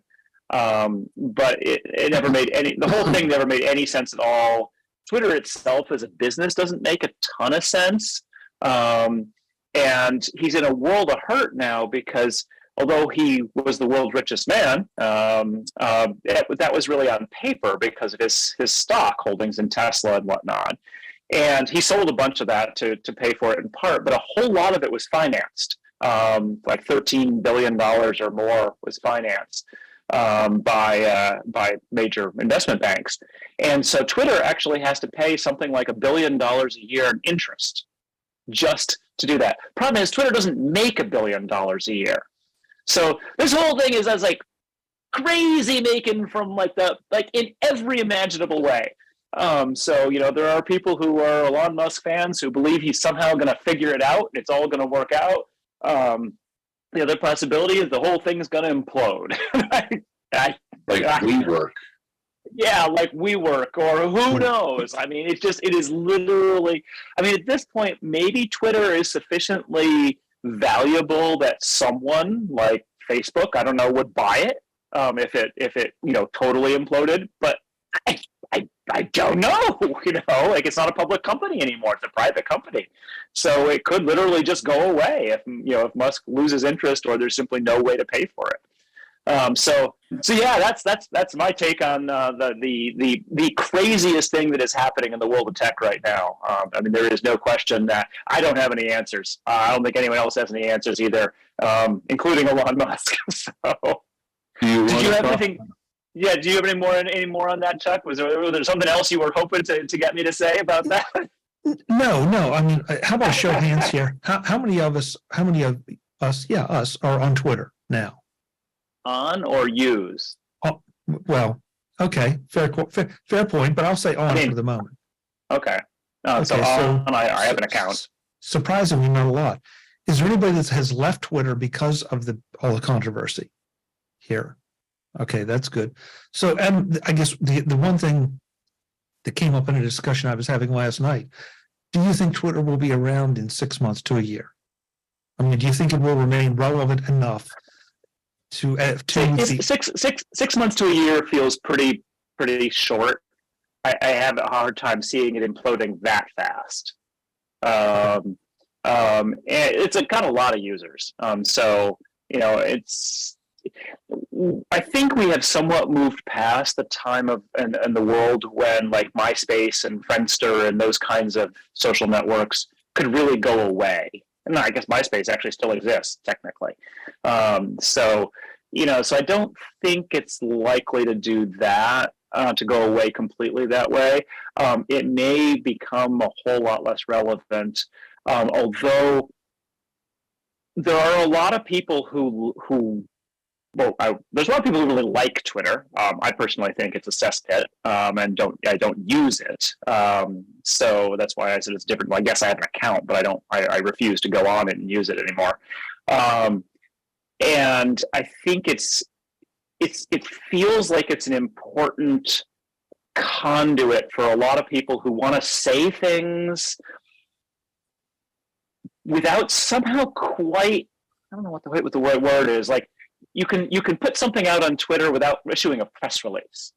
So like politicians are constantly, saying what their platforms are on Twitter now because it's stupid easy to do, and lots of people will read it, and then it's showing up in newspapers, and and the actual media is now reporting on Twitter as a source because it's direct from whoever's actually saying it. But that part of it feels to me like it's a little too embedded in the world to go away, and I have a hard time seeing anything changing. You don't see that happening with Facebook, for instance. Like you'll see news stories that talk about like what a group posted on Facebook. Like a school will post something on Facebook and that will get put into a news story. But very seldom do people like make pronouncements on announcements on Facebook and have them show up as kind of news items. So that's kind of the role that I feel Twitter plays that I don't see anything else taking over immediately. And so it may be, and people may just say, "Oh, too crazy! I'm not going to do this anymore." And then we will not have that, which I don't think would be a bad thing. And people need to shoot their mouths off a whole lot less. Interesting that you would choose that characteristic, because the thing that I don't see other social media platforms have is the same kind of immediacy. That and not just that the fact that anybody can post whatever they want to say, but just the fact that it's being said so immediately. And maybe it's because of the way Facebook handles things. And I see posts from friends that were 3 days old, and it's like, gee, it would have been really nice to know about that 3 days ago. And with Twitter, it's like it's always what's going on right now is at the top of your feed, whether it's you use the public feeds or whether you have your own. So that's something that I think is, to your point, I think that's so important in the world right now. And I don't know who else is going to do it quite the same way. And I should say, I think it's important, but I don't think it's good. I'm not a fan of this. I'm not a fan of Twitter. I'm not a fan of social media in general. I think it's a whole lot of nonsense for the most part that is not improving social discourse or civil society in any way, shape, or form. So that's that said, it's going to be hard to put that genie back in the bottle. Probably impossible to put that genie back in the bottle. So, we're willing to acknowledge that I'm probably on the losing end of history here in this one. But again, the world does not need to know what every freaking person wants to say at every moment. And my take on a lot of this stuff is that we need more small groups. That humans work. There's something called Dunbar's number. It's 150, and basically that's kind of the number that people can deal with in terms of how many people you know and interact with on a regular basis. It's the reason why villages used to be in roughly that size. It's the reason why military units take that, and then there's certain other smaller numbers that come along with it. Humans don't scale well, and so my personal feeling is that a great amount of this kind of chatter is totally fine within a group. Like, you all can talk about Mac stuff, and that's great, but that doesn't mean that every Mac user in the world needs to be in that discussion. And so that's kind of I think it's important to have these discussions within the context of a group that is of a human manageable scale. And Twitter and Facebook don't do that. So that's one of the reasons why I dislike them intensely. So anyway. Yeah, it's just, I almost feel like any tech gathering right now has to at least talk a little bit about Twitter and where this is going, where it is and where it's going, because it's hard. It's like a train wreck. It's hard to look away.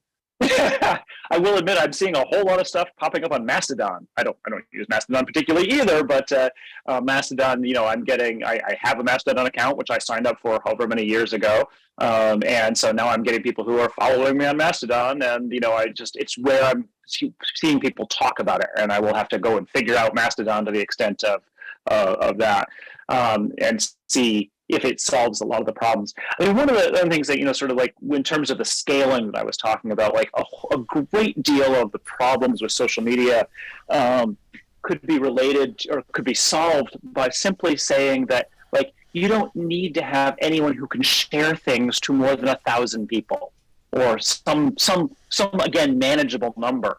The great deal of the problems with social media come with the fact that one person can suddenly spew all sorts of whatever to millions of people. And then those millions of people can reshare it to tens of thousands each. And so information travels very quickly without any regard for whether it's useful or in any ways correct. And because there's now so much fantasy. Yeah, because there's now so much of those messages flying around, people assume it must be true because 1 million people said it. No, one guy said it, and it got copied everywhere. Yeah, and then so much of this is happening that it calls into question the veracity of everything. Pardon me for a little bit of soapbox here, but this is what I do. I'm a publisher. I spend my entire life getting it right. Like when I write something, it is correct. And I try and do that. And I make mistakes occasionally. And when I do, I correct them, like in public, because that's important.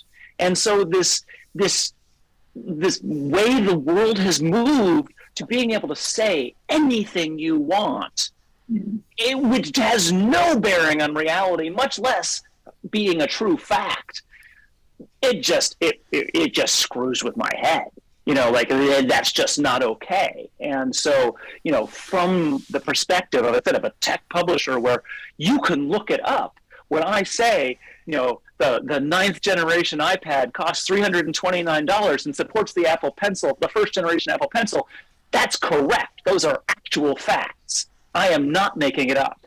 And, that's so much of, people can say anything else on these sites and then that information gets out there and crowds out everything that's real.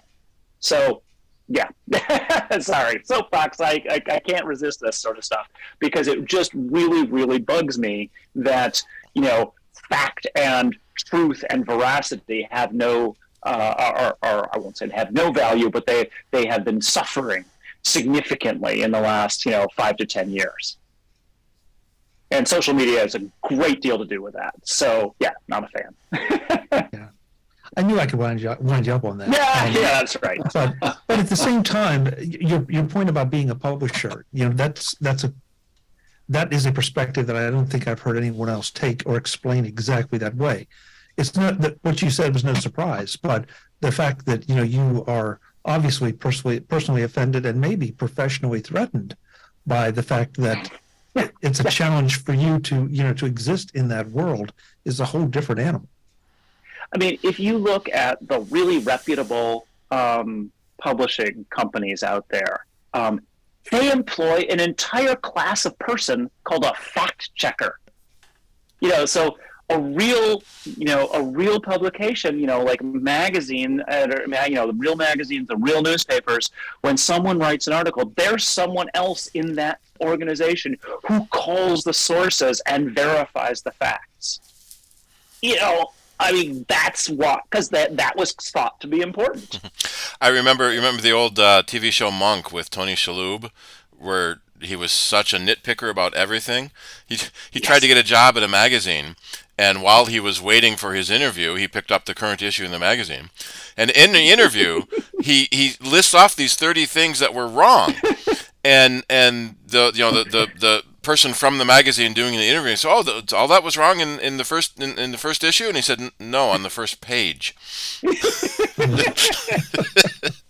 He didn't get the job. Yeah. I mean, seriously, I mean that it's sort of one of those things where I mean, obviously, I come from an era when so Tidbit started in 1990. Tanya and I were very recently out of college, and we were attempting we were attempting to seem as professional as we could. That was back in the day. That's what you did when you were on the internet. People didn't know that you were two kids basically just out of college doing this, and so you felt like you had to do everything you could to make yourself look professional, and that meant getting your facts right, making sure everything was really well edited, et cetera, et cetera. And it was fascinating how that's changed over the years. I mean, another thing, for instance, is you work at home. You didn't let on that you worked at home when you talked on the phone. So even much later, when we had our son was born and he's an infant, we were super careful that there was never the sound of a kid crying in the background, because that wasn't professional. But this is something that has, we've watched it change over the last 20 years, where now totally fine to be unprofessional. That's more real.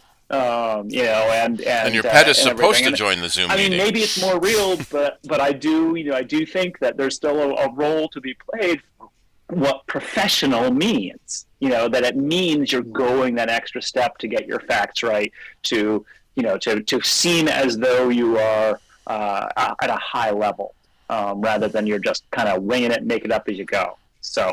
Again, I feel like I have dated myself tremendously with this, but looking around, I think you guys are at least my generation, so we're good. Yeah, there's a new social network, or I guess it's relatively new, called Be Real, and if you sign up for it, hang on a second here, Chuck. I've lost volume. Oh, you have me, Adam? Okay, testing 1 2 3. We're hearing you. All right. Well, while Adam's working out his problems. There's a new social network called Be Real. And once a day, you'll get a reminder or a notification from Be Real to take like a minute-long video of yourself and whatever you're doing right at that moment. And it's supposed to be authentic. It's supposed to be obviously real. And it is probably the most boring thing you've ever seen. Because, I love you guys, but I don't really care what you're doing at that moment, whether it's 10 in the morning or 10 at night. I seriously doubt that you're doing anything that exciting that commands my time. And yet there's this push toward, as Adam said, authenticity. Authenticity for what purpose? And there's already been criticism and problems with it. People are doing it at work, and suddenly their work secrets on the computer screen behind them are getting published to the internet. Pardon my interruption into this, but isn't that actually how Twitter started? Was it the idea was that you were supposed to share something you were doing, and it was sort of a personal thing, and with possibly with friends and so on. But before it became a public megaphone, you know. Yeah, I mean, the big thing with Twitter that was kind of interesting early on was the limit in terms of how much you could say. So it was the 140 characters, right. And the idea that that was very simple to do. And in the very early days of Twitter, Chuck was there too, like in the Mac world. When we all got on, I can't remember what the year was exactly, and it was interesting for a year or so because people would share what they were doing in these very tiny little bites, and you got a little bit of insight into people's lives, and then you discover that people's lives are kind of the same all the time. Like once you've shared once, you really didn't need to do it again because you're going to be doing the same thing every day or every week or whatever. And so I think a lot of that kind of fell by the wayside. Where Twitter really moved, in the last, again, decade or so, was more in the news. That Twitter feels more like where the news is, and that was, that seems to have been their focus. It's an interesting question because, obviously you can also just go to any news site and get exactly the same stuff. I mean, Twitter's not really innovating in any way. It's sort of aggregating and spreading. So, any event, let's talk about Apple stuff. I'm bored with Twitter. I've been bored with Twitter for years. Well, sure. It sure didn't seem like it, Adam, but let's move to Apple stuff. I have to admit the soap opera was amusing to watch, but after that, okay. Yeah. Okay, so how about another one word? iPad. We have a new crop of iPads, and there's a lot of them. There seems to be a lot of them. There are price points for everything. There's a bit, you referenced it a little bit earlier about some confusion over the Apple Pencil, and which iPads support which pencil. What is the state of the iPad at this point? Yeah. So let's see. There are 1, 2, 3, 4, 5, 6 iPads out right now. And keep in mind, Apple's changed something. So they just introduced the 10th generation iPad. And the iPad, the kind of the base model, one just called iPad, has been notable for the last quite a few years for being, frankly, the best deal in tech. The 9th generation one cost $329, which is a heck of a deal for what you got from a base level iPad. And so the 10th generation comes out, and it's $449, remembering my numbers right. And so, and it's got some new features, no question, great stuff. New industrial designs, using the squared off design of the iPad Air, and it's got the cameras on the landscape side, which is pretty neat. So finally you're not looking off to the side to do your video conferencing and everything. But wow, $30, $120 more for an iPad. That's kind of a lot when the previous one was only $329. And so what Apple did was they kept the 9th generation iPad in the lineup. So it's a little bit like the iPhones, where you can still buy an iPhone 13 or actually an iPhone 12 right now. And so that's how Apple's getting a little bit more of that low-end price point. Because, hey, 9th generation iPad, until a month ago was a great device, and no one was unhappy about it existing. So, they kept it around, even though it was nominally replaced by the 10th generation. But then, so you got the 9th and the 10th, that's 2. And we've got the iPad mini, which hasn't changed, and is a kind of cool little device. I mean, if what you do mostly is like read on the iPad, or browse the web, things like that, iPad mini is a pretty neat little device. It's a little bit more expensive than the plain iPad now. I think it's $599, $499, can't remember, $499. And then you get to the iPad Air, which is kind of like the 10th generation iPad, but faster. And as Chuck referenced, that's where the Apple Pencil switches. So the Apple Pencil first generation works with the plain iPad, and the 2nd generation Apple Pencil, which is the magnetic one that attaches on the side and charges there as well, that works with the iPad mini and the iPad Air, and then the 2 iPad Pro models. And so the iPad Pro models, they bounce up in price even more. The iPad Air is $599, and then I think it's $799 for the 11-inch, and I'm blanking on the 12.9, $999 for the base one of that.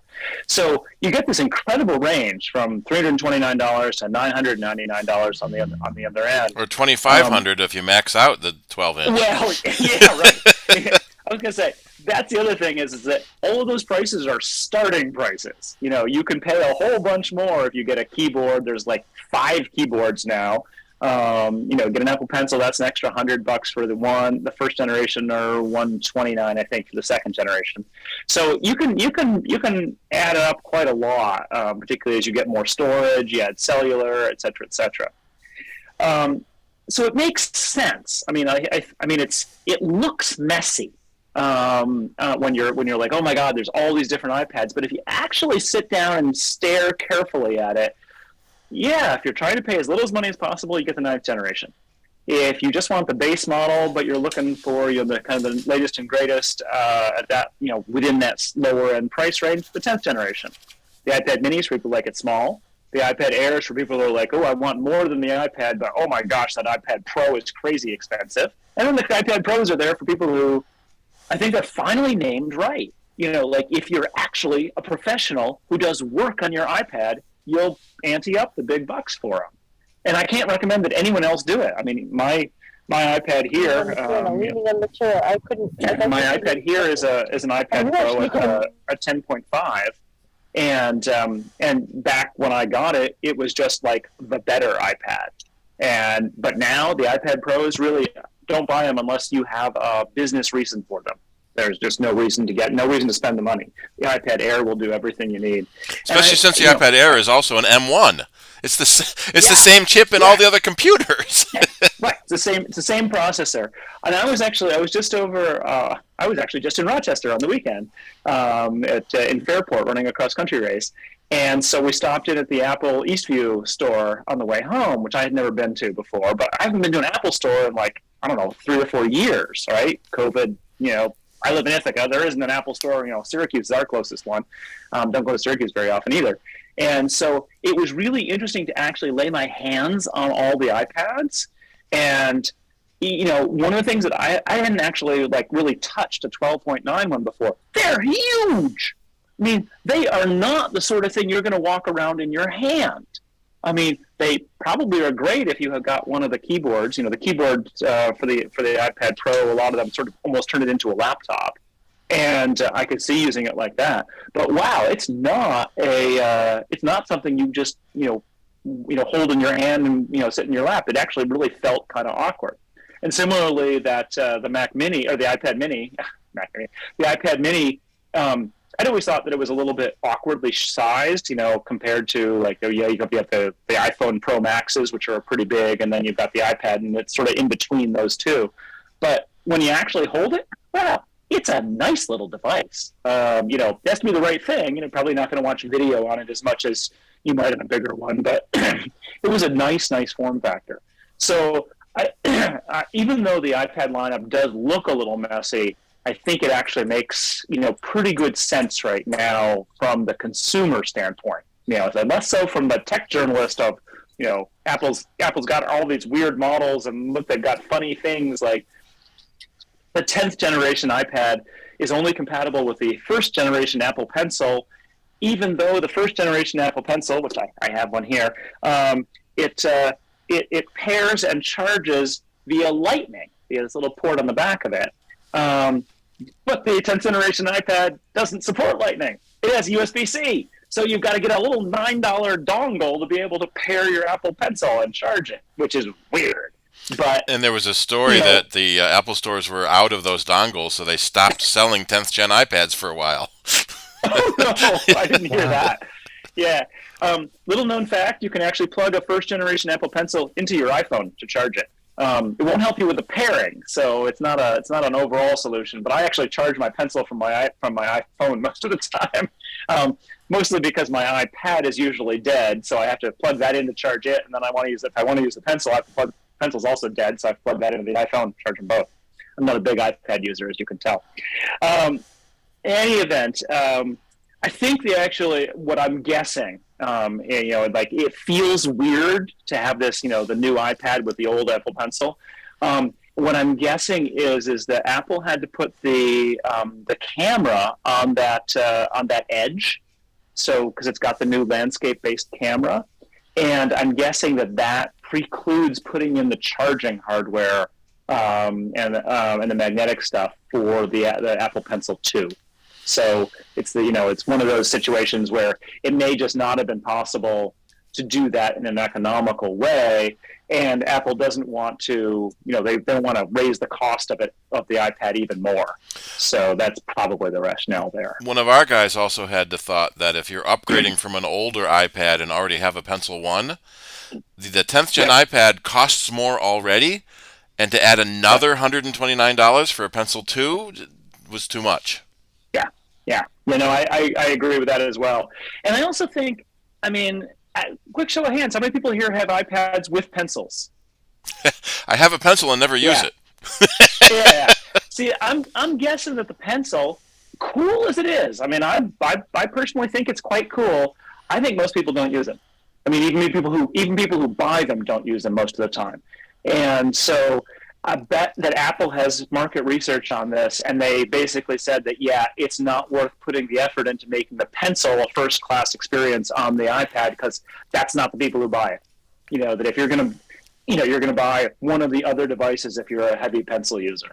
So, and as I said, it's a great little device. I use it a couple of times a year for a very specific thing, is that every now and then I need to do trail maps. And so I'll take a screenshot of a trail, like a topo map, and then I will literally draw the map onto it with the pencil. Brilliant for that. But it's like a couple times a year I got to do this. This is not exactly something I would buy for today. Just so happens that I have. So I think it's an interesting move that Apple's made with that. I did want to comment briefly about the keyboards, because again, I stopped in the Apple Eastview store and got to see all the keyboards. They're weird. Like a lot of these iPad keyboards, they're strange devices. Most of them pretty much like fold and kind of collapse around the iPad to protect it, but not in a very nice way. That it's more like for putting in your bag rather than keeping it on all the time.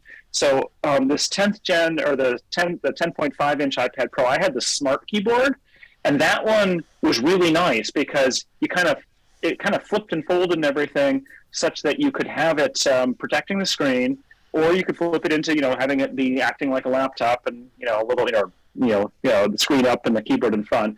But it was always very flexible and a nice feeling cover, and the keys were never exposed when you weren't using them. Whereas these other ones, you can flip the keyboards to the back or whatnot, but you're always like touching the keys on the back, which feels weird. And they're often quite a bit heavier duty than the old smart keyboard. So I was surprised, when you actually sit down and touch all the different keyboards, which are, you have to pick the keyboard for the iPad very specifically. There's not a lot of choice in between. It was an interesting experience, and I think if you ever are interested in a keyboard for an iPad, you should definitely try it before buying it. So, how about a show of hands here? I'm going to give you two choices. How many of you use the iPad, and you can raise your hand to both. How many of you use the iPad for creating, or I'll term it production, that you do something that, is production oriented? Wow. Okay. How many of you would how many of you would consider a device that you consume, whether it's video or games or whatever, on? Yeah. Okay. What do the rest of you do with it? This is something I've been struggling with for a while, and Adam, I'm curious to see where you stand on it right now. I think it's an internet device. It's a browser. That's what most people use it for, I think. Yeah, okay, that's strong on the consumption side. Yeah, that'd be consumption. Because I for a while, and it seems like it comes and goes, but with the M1 being put into the iPads, it seems like it's come back again, where we're seeing people claiming they're trying to replace their laptops with iPads. And they seem really upset that they can't do it, and that seems to lead to why some folks want Mac OS on an iPad. And it's like, well, you know what? I mean, look, I've got an iPad Pro. And I have a keyboard with it that includes a trackpad, and so it might as well be a laptop. It's a little more convenient laptop, maybe for me to go and grab dinner and prop it up and scroll through some news than it would be for my normal laptop. But it's still, it's not a lot. Yeah, and I don't know that I don't know that it being only a consumption device is a bad thing, but there are a lot of people that seem to feel like it is. So, I mean, this is an M1 MacBook Air, and this is a brilliant device. I mean, you want to talk about performance. I mean, I've had it since it came out, and the M2. Tanya has the M2, and that's even better. They're just great, and the fact is that they're not quite as convenient for sitting on a chair and reading or something like that. That's where an iPad or an iPhone is really better. But yeah, I feel that the whole production thing is very, very specific to fields or professions or tasks where there's some app which is just great, and I don't even know what they are because they're often really, really specific. We get that question a lot in our store too about iPad versus laptop, especially when the prices start coinciding. And right. Almost the bottom line is, do you want a touch screen or do you not? Well, and again, it's a little bit of because I tried. This is back 4 or 5 years ago, like when I got this iPad Pro. There was that question again of can you replace a laptop? And so that was why I got the keyboard and the pencil and everything like that. And no, I couldn't. It was simply never as good as a MacBook Air for me at the kinds of things I do, which is writing, editing, managing websites in essence. So a lot of copying of data around, moving images into and out of documents, that kind of stuff. It just never competed, and it still doesn't. So and that's kind of what Stage Manager is supposed to help. Yeah, and that's a whole world of hurt from what I can tell. I can't use it yet. I have used it on the MacBook Air here, and there's some things about it that I like. I haven't really quite wrapped my head around it all. It makes it hard to get to the desktop sometimes, and so I'm a fairly heavy desktop user on the Mac, and so that's the one thing I'm not liking there. But yeah, no, I think Stage Manager is. I mean, that's part of the reason why Apple came up with it. Is it's a little bit hard to manage all this, multiple, working with multiple apps and multiple bits of things at the same time. But it feels to me like the apps aren't there yet. I mean, it's either you've got a specific app that does exactly what you want, or you're out of luck. You just, the browsers are never quite as good. Web apps never work quite as well. That kind of thing.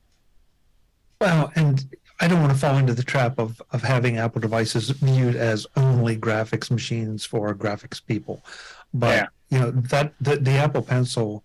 As I know several people, it sort of changed their lives because they are graphically oriented, and then what they want to do with it is more in line of what 5 years ago, well, maybe a little more than 5 years ago, would have been, the purview of a graphics tablet connected to your Mac.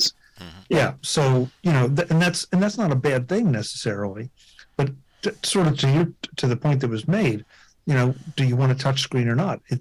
It's also, do you want pencil capability or not? Right. And the ability to draw on it. And so, that's one more differentiation. And Apple ran all those commercials about what's a computer. Pushing the iPad, yeah. But then what I also see too, when people bring Windows PCs in, that a lot of ordinary Windows laptops now have touchscreens. And I accidentally touch it all the time when I don't mean to. Just like on your regular computer, you accidentally touch it all the time because you're used to touching your iPad, and it doesn't seem very useful on the things I do with a computer to have a touchscreen. But the things I do with the iPad, the touchscreen it works a lot better.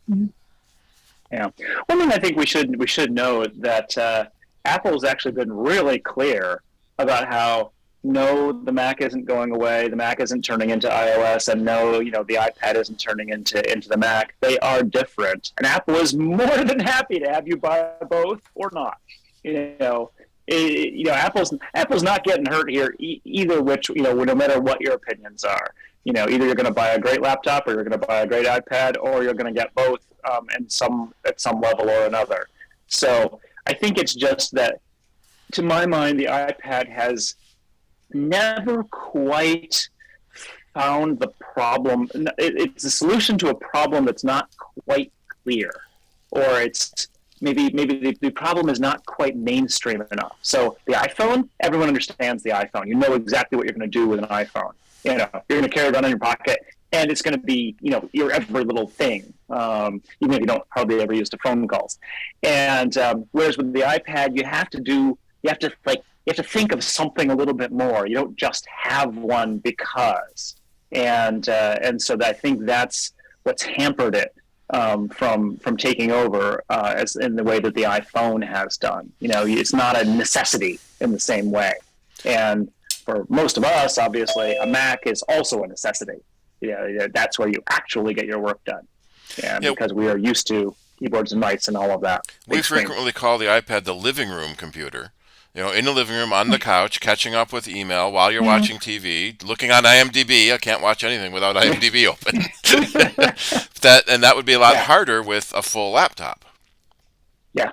No, it's and maybe that's where it fits. Maybe it is the perfect second screen for everything but significant computing. And I realize there are exceptions to that, but for the general public kind of people, and I'm not even sure that this group fits in the general public, because you're here as part of an Apple user group. So maybe for the folks out there that own iPads but that don't care enough about it to be enthusiastic like this group is, it may be the perfect, and that may be sufficient. And now the iPad can be a literal second screen for your computer. Yeah. Good point. But at the same time, I think it is also interesting when you look at Apple's financials. The iPad is the product segment that has had the most trouble. It's obviously not doing badly. Apple's still selling boatloads of them, but it's actually Apple does not sell more of them every quarter. Sometimes they go down significantly, and so it's an interesting when you look at that compared to the iPhone or the Mac or whatnot, which in recent years have just continually climbed. The iPad goes up and down, and so I think that some of that does come. You do hit that with the ambivalence of I'm not quite sure what to do with this, and so when they are in awkward spaces with the actual lineup. One of the things that also is weird about the lineup is they release different ones at different times. So the iPad Air and the 11-inch Pro are constantly flipping which one is better in terms of current chips, current speeds, things like that. So it's not always quite as obvious what to get. I mean, do you think the up and down is? I've always attributed not as much to what do people do with it as to what new capabilities. What differentiates the older iPad, the last generation or the last model from the new generation or the current model. And some of those, sometimes those differentiations haven't been, frankly, all that significant. Yeah, there may be some of that. There's no question. I think it is one of those situations where we're probably a little bit more likely to upgrade our iPhones more regularly because for many of us, they tend to be more essential. Whereas your iPad, you're I can get away with the old one. I'll wait until either it dies or I feel like a new one is compelling. And so, again, Apple actually in some ways doesn't care. Apple is a big enough company. They're willing to wait until you're going to come back and buy the next iPad. But it is, I think it is still telling that it doesn't have that same kind of smooth growth pattern that we see in the other products in quite the same way. So yeah, it may be just again a little bit less. I don't know, essential isn't quite the right term, but you're not always going, well, I have to have the latest iPad because otherwise things won't work. So since we have pretty readily available trackpads and or mice for the iPad, how do you feel about, should there be a version of Mac OS for the iPad? No, I mean, it in some sense, what does that get you? Unless you're going, because the problem is that iPad OS, which I'm still a little annoyed that Apple sort of split it out into a different name because it's still basically the same thing, and now I have to write about it as an iOS and iPad OS at all times. It really is a different design, and so if you put Mac OS on an iPad, well, would it just be the same as a MacBook Air at that point? And what does that actually get you if you can't use it as a touchscreen as well? But macOS is not designed to be used for a touch. And so a great deal of stuff wouldn't work the way you want it to, or would be really problematic. And so I think that it's neither fish nor fowl to do that kind of thing. That it's better to keep each one of them doing what they want, what they are designed to do. And I think you'd find yourself annoyed by all the limitations when you suddenly went, well, this iPad is not exactly as good as a Mac running Mac OS. And I happen to agree with you, but I'm still intrigued by the people that just scream, I want Mac OS on my iPad. And but when you ask them why, it's just, well, it'll work like a Mac then. It's like, well, then just buy a laptop. You know, what are you doing? They want a pony too, so. Yeah. Or a Mac. You can want a lot of things for not very good reasons. So yeah, whatever. Can you just screen share into your Mac from your iPad? Can you screen share? Yeah. From your iPad? Maybe. Okay, there's your solution. So just to be clear, my iPad is this big. Yeah. I've got two 27-inch monitors on my Mac. I mean, being able to kind of look at my Mac through this little window. Yeah, no, as I said. No. Rick, are you muted? Rick, you are muted. You were muted. Oh, It was fun watching you, nonetheless. That's the answer for those people who say that they want Mac OS on their Oh, iPad. yeah. That's the workaround. That's all I'm saying. Yeah, right. No, that's a fair point. Yep. Yeah, and they can see how well it'll work. Yeah, and then we can say, we told you so. What were you thinking? It's not, and it's like, again, every time I go on vacation or something like that, and do I need to bring a laptop or can I just bring an iPad? Well, I don't usually need to log into my servers via terminal, but if some certain kinds of things go wrong, I do. And do I want to take the chance that that's not going to happen? Because, getting a terminal app that actually works decently on an iPad, well, maybe there's one now, but, the last one I tried just, stopped working and blah, blah, blah. Didn't work all that well even before. Like, you would think this wouldn't be tough, but, getting a decent terminal app for the iPad, not non-trivial. Again, maybe there's a new one, but last one I got went away. So, it just different strokes, and what you do if you're don't get me wrong, I love the iPad for watching video on an airplane, or when I'm sick in bed. Just brilliant little device for that. But that's it's not changing my world otherwise.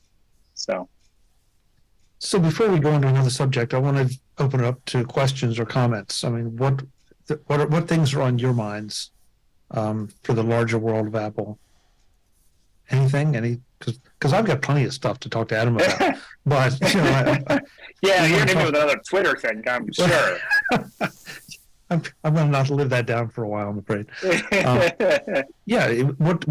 What all are you seeing happening in the Apple world that you think is interesting, exciting, concerning, that you want to know more about? Confusing? Yeah, there you go. I just see a lot of the antitrust stuff that's going on with Apple across the world, actually.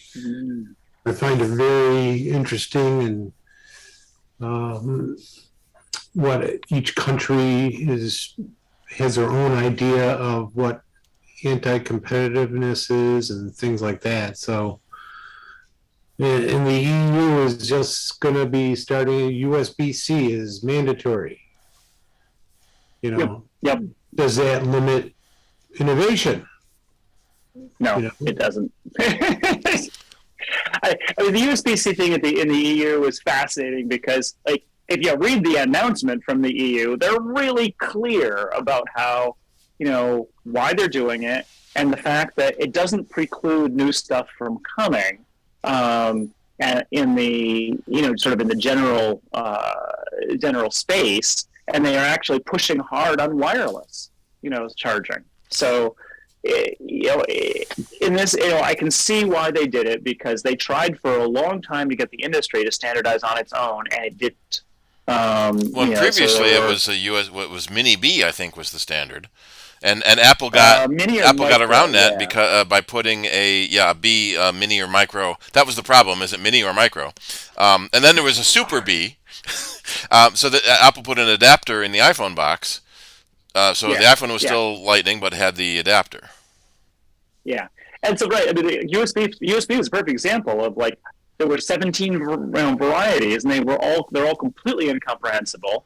USB-C has its own issues. We've been writing about that a bunch, but at least it's one connector, and it's a pretty decent connector. It's not the best connector ever, but it's pretty decent, and it doesn't preclude things like MagSafe. So, MagSafe, as long as all those MagSafe laptops can also charge via USB-C. So, I find that Lightning.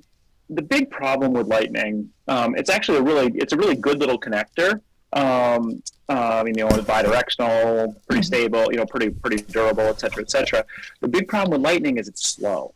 It doesn't carry a lot of data. And so, if you're going to be just charging, that's okay. And but I think as soon as you want to move any data of any amount, that's when Lightning really starts to fall apart. Well, isn't the story that Apple wanted to use USB-C, but it wasn't ready yet, so they did Lightning?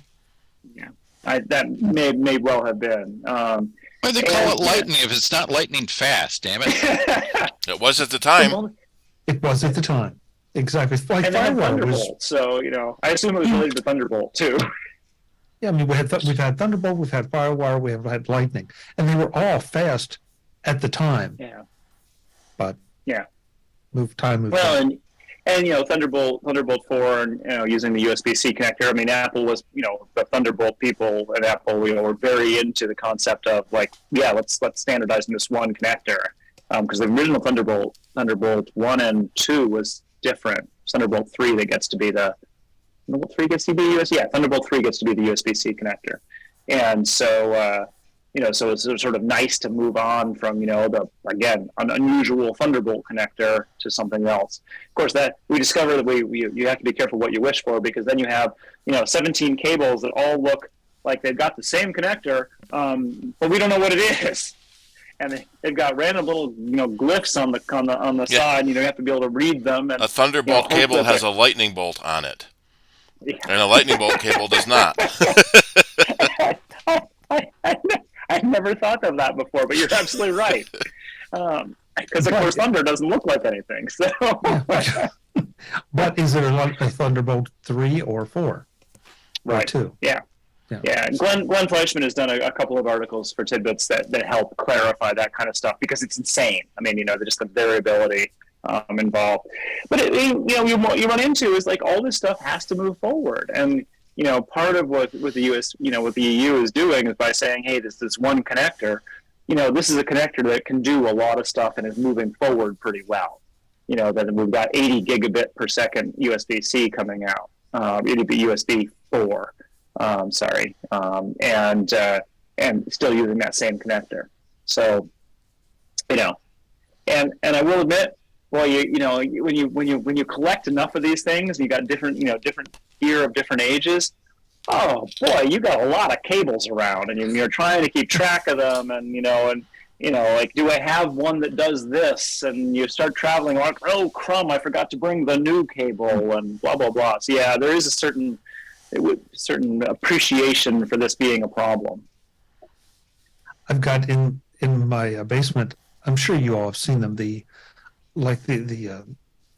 lack of a better term, the Tupperware, like drawers, yes. Storage. Yeah, the big plastic boxes, yeah. Yeah, that, just have drawers in and out, and I just labeled, mini, USB micro, USB-A, because... Adam's got racks and racks of them.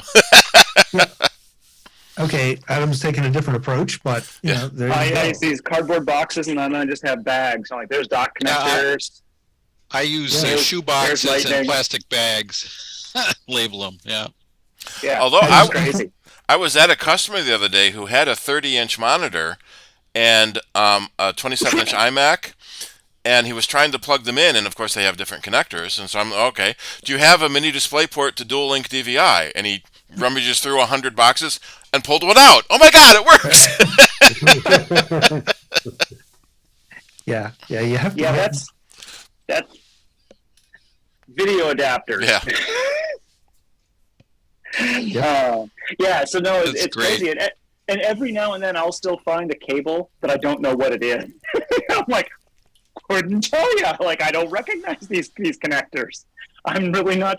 And there was probably, like something that, like, I don't know, a device I got for review 15 years ago that had a custom cable for some reason. But again, I don't remember this, but somehow the cable stuck around, and so I have no idea. But yeah, at some point I had to go through and just put all this stuff in these labeled bags because I had no idea. And now I can at least know which bag to go rummage around. You've got devices with no bricks and bricks with no devices. And it's hard to get rid of these things too because you paid so much money for them. That some of them are $50 to $100. Yeah. Well, sure, but you need them. I mean, I think I've gotten rid of all my SCSI cables. So they're downstairs. Okay. I still have mine. We had a customer bring in a bunch of 800K floppy disks and want to get the data off of them. Cool. We were able to find an old Performa that still would read 800K disks. Wow. Yeah. But then he wanted to know how he could do it himself. Buy an old Performa. Yeah, right. You can't go away. Yeah. And I mean, it is interesting. Someone was complaining about the whole USB-C thing and like, why is this better than all the different ports we had? Blah blah blah. And I was like, you do remember that we used to have ADB and Serial and SCSI. And we complained then too, but you don't hear people like pining for their FireWire and their SCSI and their all that. Those have just gone away, and we've all moved on, and that will happen with USB-C and Thunderbolt as well. Everything will standardize on those soon enough. It's going to be a little bit, but I think USB-A is probably on the way out because everyone wants to just get rid of it. It's going to take a while because that's so common. But so you think it'll just be brain port now? Is that the new standard? Most of it's going to go wireless, honestly. And I mean, I'm not a big fan of wireless charging, and part of it is like cases often are not compatible with wireless charging on the devices we have, and just from a pure kind of efficiency environmental standpoint, it's very inefficient. So it wastes a lot of power in turning it into heat, and I just think we don't need to create more ways to waste power at this point in time. So I stick with wired charging for now. So Adam, one thing I wanted to touch on, if by my calendar, if I've got this right, we're nearing the end of Apple's M1 transition. Yes. But we still don't one more machine. One more machine. But by the timing, I think roughly the end of this year, we're supposed to be at, and we don't have a Mac Pro, an M1 Mac Pro, or an M2 Mac Pro, or an M Mac Pro. Now, listen, the other thing too, there's this little thing called the pandemic that disrupted a whole lot of things. So is it realistic to expect Apple to still meet that timeline? And I know a lot of people are hot for it, and I might be one of them, depending on what it looks like. But is it realistic to ding Apple for not meeting their original projection? It's a little hard for me to stress too much about that, given the release of the Mac Studio. I mean, the Mac Studio with an M1 Ultra, at that point, what are you talking? Like, what more do you need from a Mac Pro? And yeah, expandability, more memory, things like, sort of memory kind of expandability. But it's a little bit hard to say that is not the machine, that machine is not going to serve the needs of most professionals. Yes, the full on, you can slam drives into it and, it's a big expandable device. There's some use for that. And, Apple has not discontinued it, which says to me that they're still planning on bringing a new one out that does that. But yeah, it used to be that the Mac Pro is what you needed for performance, and that just doesn't seem to be the case anymore. I'm almost still waiting for a 27-inch iMac. You and the rest of the world. Yeah, a Mac Mini and the 27-inch monitor is, or a Mac Studio and the 27-inch monitor. You're looking at $3,000, where the old 27-inch used to be $1,600. Yep, absolutely. And so, I everything I've heard is that the 27-inch is gone, and I'm very, very sad about that. Well, the 27-inch monitor is almost a computer already with that A12 in it, A13. Well, and I was, again, I hadn't actually seen a 24-inch iMac in person since those came out. They came out in April 2021. So again, when I was at the Eastview store, like, wow, those are pretty nice little machines. And that 4.5K Retina display. It's 24 inches diagonal, so it's a little bit smaller than the 27-inch physically, and its default working resolution is a little bit smaller. I actually measured 320 and 100, one pixels smaller in one dimension and 180 in the other.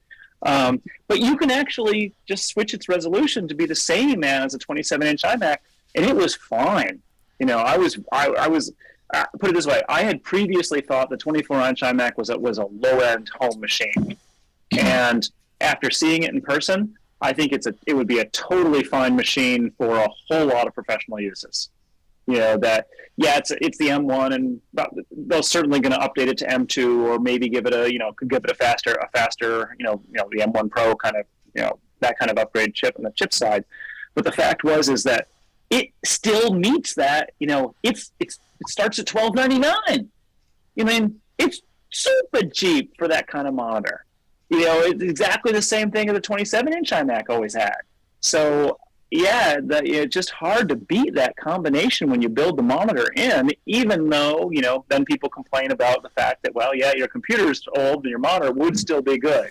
I'm sitting here looking at this 27-inch iMac, and I cannot use it as a monitor, and I've tried every little tricky thing in the book in terms of, what was it? Luna display and, this and that and the other thing, to be able to use two 27-inch iMacs. I actually, you can kind of see it here. This one on the floor here is a 2014 27-inch iMac, my previous one. And, I'm keeping it around. It's still a great machine, great little monitor, but it's 2014, so it's a little bit slower and than a new one. So it's going to be interesting to see if Apple ever comes out with something like that. But I just haven't heard anything that would indicate that they are. Am I wrong about the M1 iMacs though? Can't you plug a second monitor into that? I mean, isn't that a built-in feature? But only one monitor. You can't do two.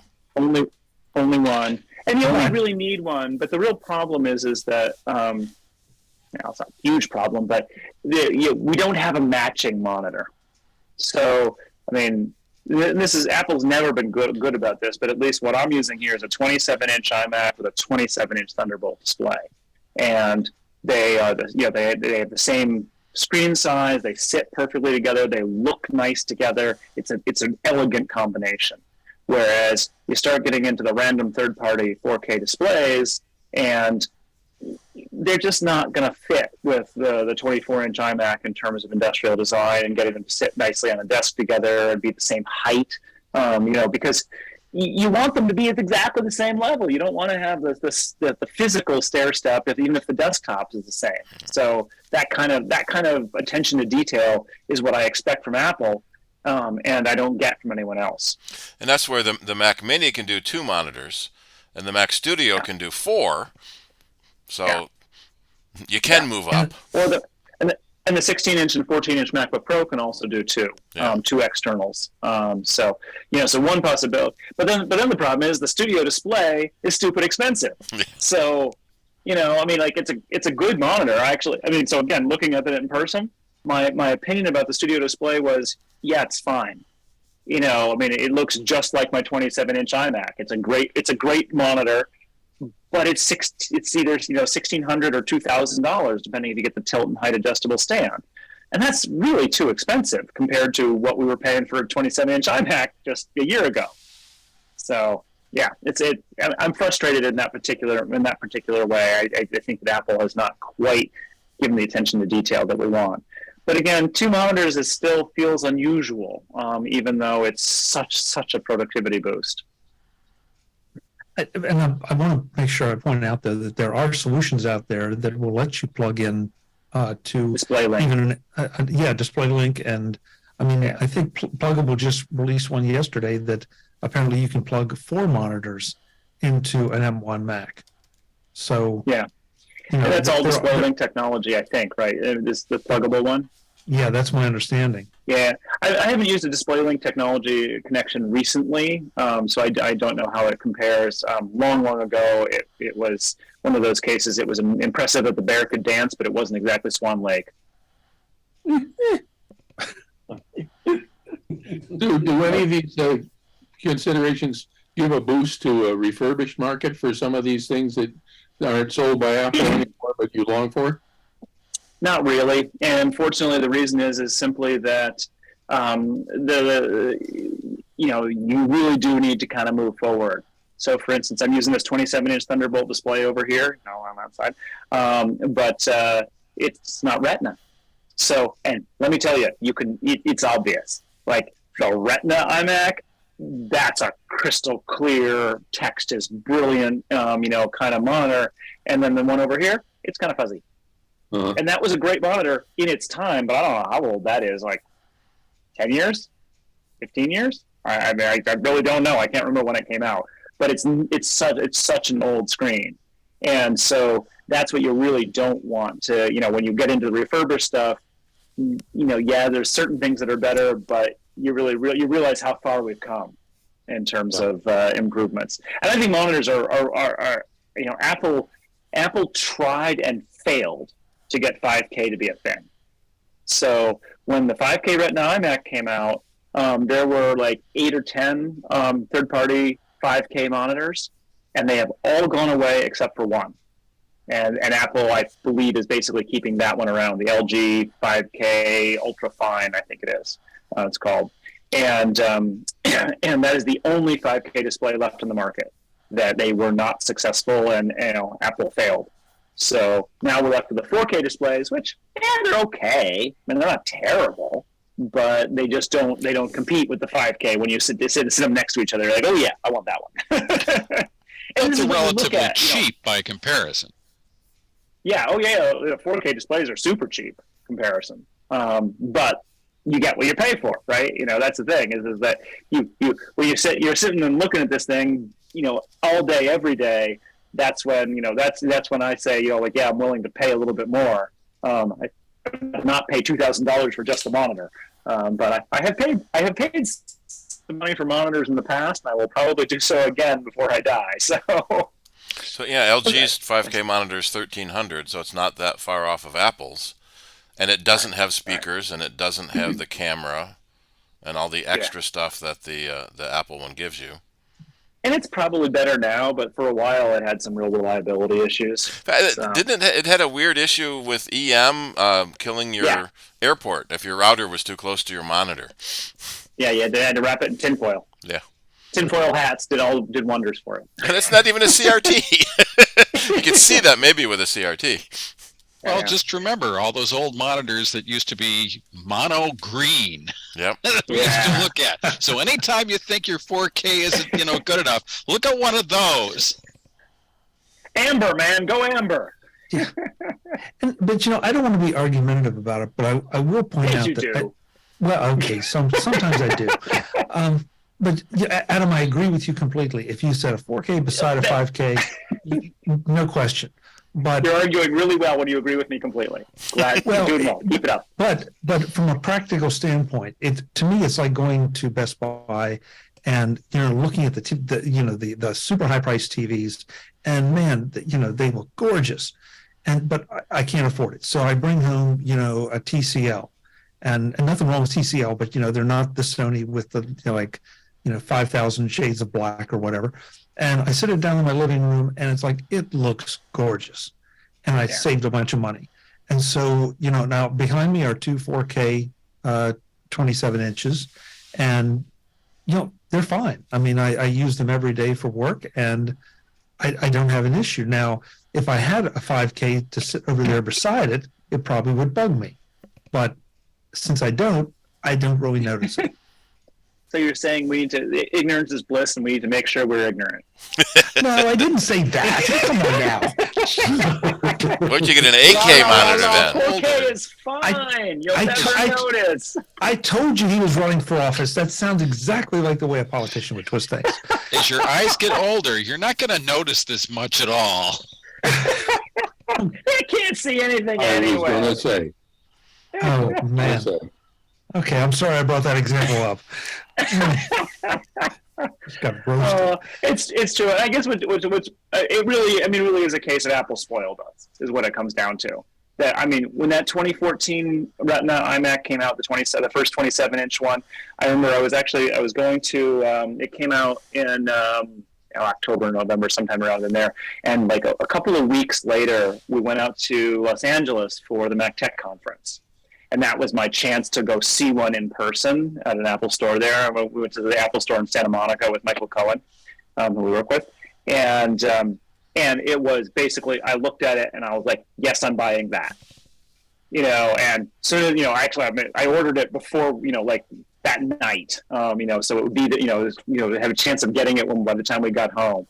And, there has not been, so literally every day since 2014, that is what I have looked at, is this 27-inch 5K display. And so, yeah, I'm spoiled is what it comes down to. And you're right, Chuck, that if I had never seen a 27-inch 5K display of that quality, I would think that the 4K ones are pretty neat. Yeah. I want damn you, Apple. Well, and I want to acknowledge what you said, though, because if you don't have multiple monitors, 4K or otherwise, make sure you do your best to get at least one more, because it does make a huge difference in productivity to be able to have multiple things open at once and see them. It was long been my contention that we would never achieve the paperless office until our screens were the size of our desks, and now we're pretty much there if you want to be.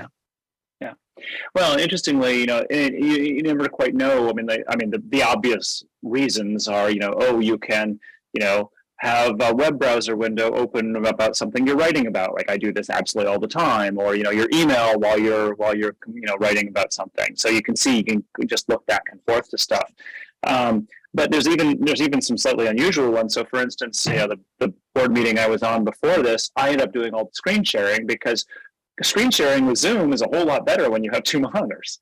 That you could share another screen and still see what people are, the presenter, as you as the sharer, still see everyone doing. So if people want to raise their hand and ask a question, you're not blind to that. And so it's just a couple of little things here and there. We were just like, oh my God, that's so much easier. So it's a big win. Yeah. Well, I'm looking at the clock and I think we're approaching time. But I want to make sure we take any more questions from you all that you have about anything. Adam's position on key social issues. Anything? Well, all I believe I believe that if we just come together, we can all have multiple monitors. Sorry. Chicken in every pot and a monitor, 2 monitors on every desk. Yeah, next time you're in town, you'll have to stop by my store. We're about 2 miles from the Eastview store. Oh, you're that close. Oh, okay. Yeah, I didn't realize. Yeah, we were at Center Park in Fairport running a race. So and that's about 2 miles from and my house. On Sunday, it was stupid hot in Rochester. 75 degrees. Ugly. I wasn't running, but all my team were. So, yeah, it was fun. But yeah, no. I will have to do that next time we're in town. We do tend to go that part of the world relatively frequently for these cross country races. So. All right. Did you run here or drive here? It's cross country, right? Drive. Yeah. A long ways. A little bit of, and all the rest stops on the I-90 are closed these days, which is just annoying. So, Just to let you know, I got 2 drives mounted. Meanwhile, back at the drive. Right. Yeah. Right. I reformatted them, and they came back to, on the desktop. Came back to life. Well, that's good. Came back to life. I still run a few tests to make sure that you can back stuff up and launch it from those drives. That still scared the daylights out of me. Yeah. So. Absolutely. There's a difference in the way the file system works, starting with 1015. Even though it's APFS, that back to 1013 is supposed to read, that we've run into issues where it's the older OSs won't read the drives formatted by a newer OS. Ooh. I remember something vaguely about that. Yeah. Sometimes it's that hidden data volume that the OS installer creates. Right. When it splits your system and your data into 2 volumes. And then Time Machine is really different on, when did they start that? Was it Big Sur? Where Time Machine is now, instead of being a folder full of folders and sparse images, it's actually volumes in a container. And what's interesting is if you do two computers on a single drive, it makes different volumes in a different container. So it makes it a little confusing to know which drive is which computer. Yeah, it made sense. It made sense to do the new architecture, but it did cause some confusion here and there. So, all right. Well, I'm getting kind of tired here, and I suspect some of you guys are as well. So we should probably wrap it up.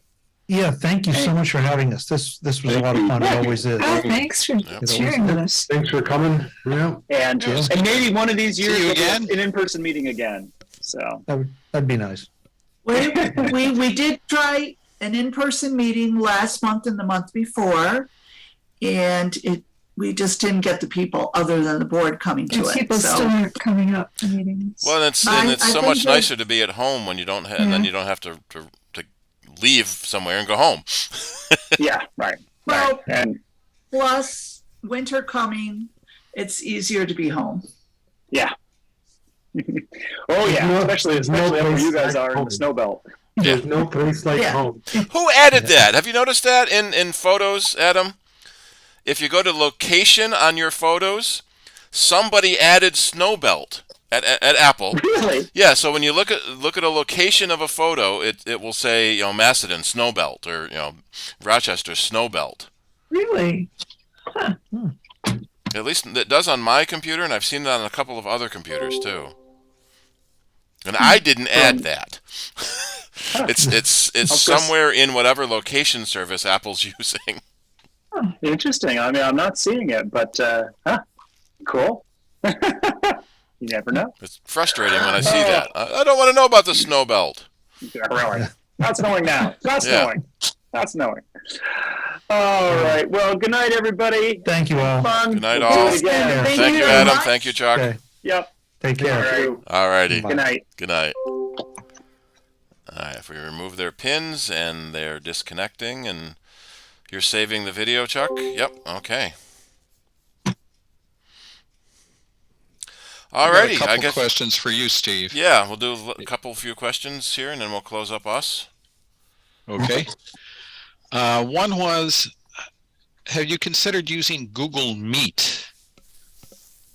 I think we looked into it for a little bit, and I don't remember why we decided not to.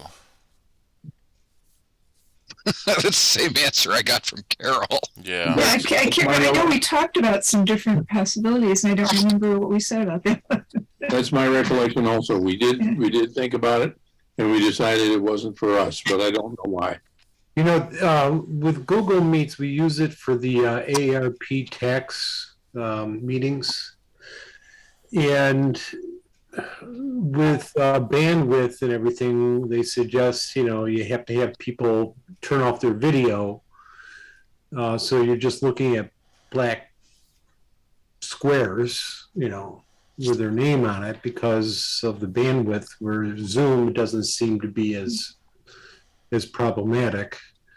Plus, Zoom just seems to work a little bit better for most people, I think. Okay, so you think the interface is easier?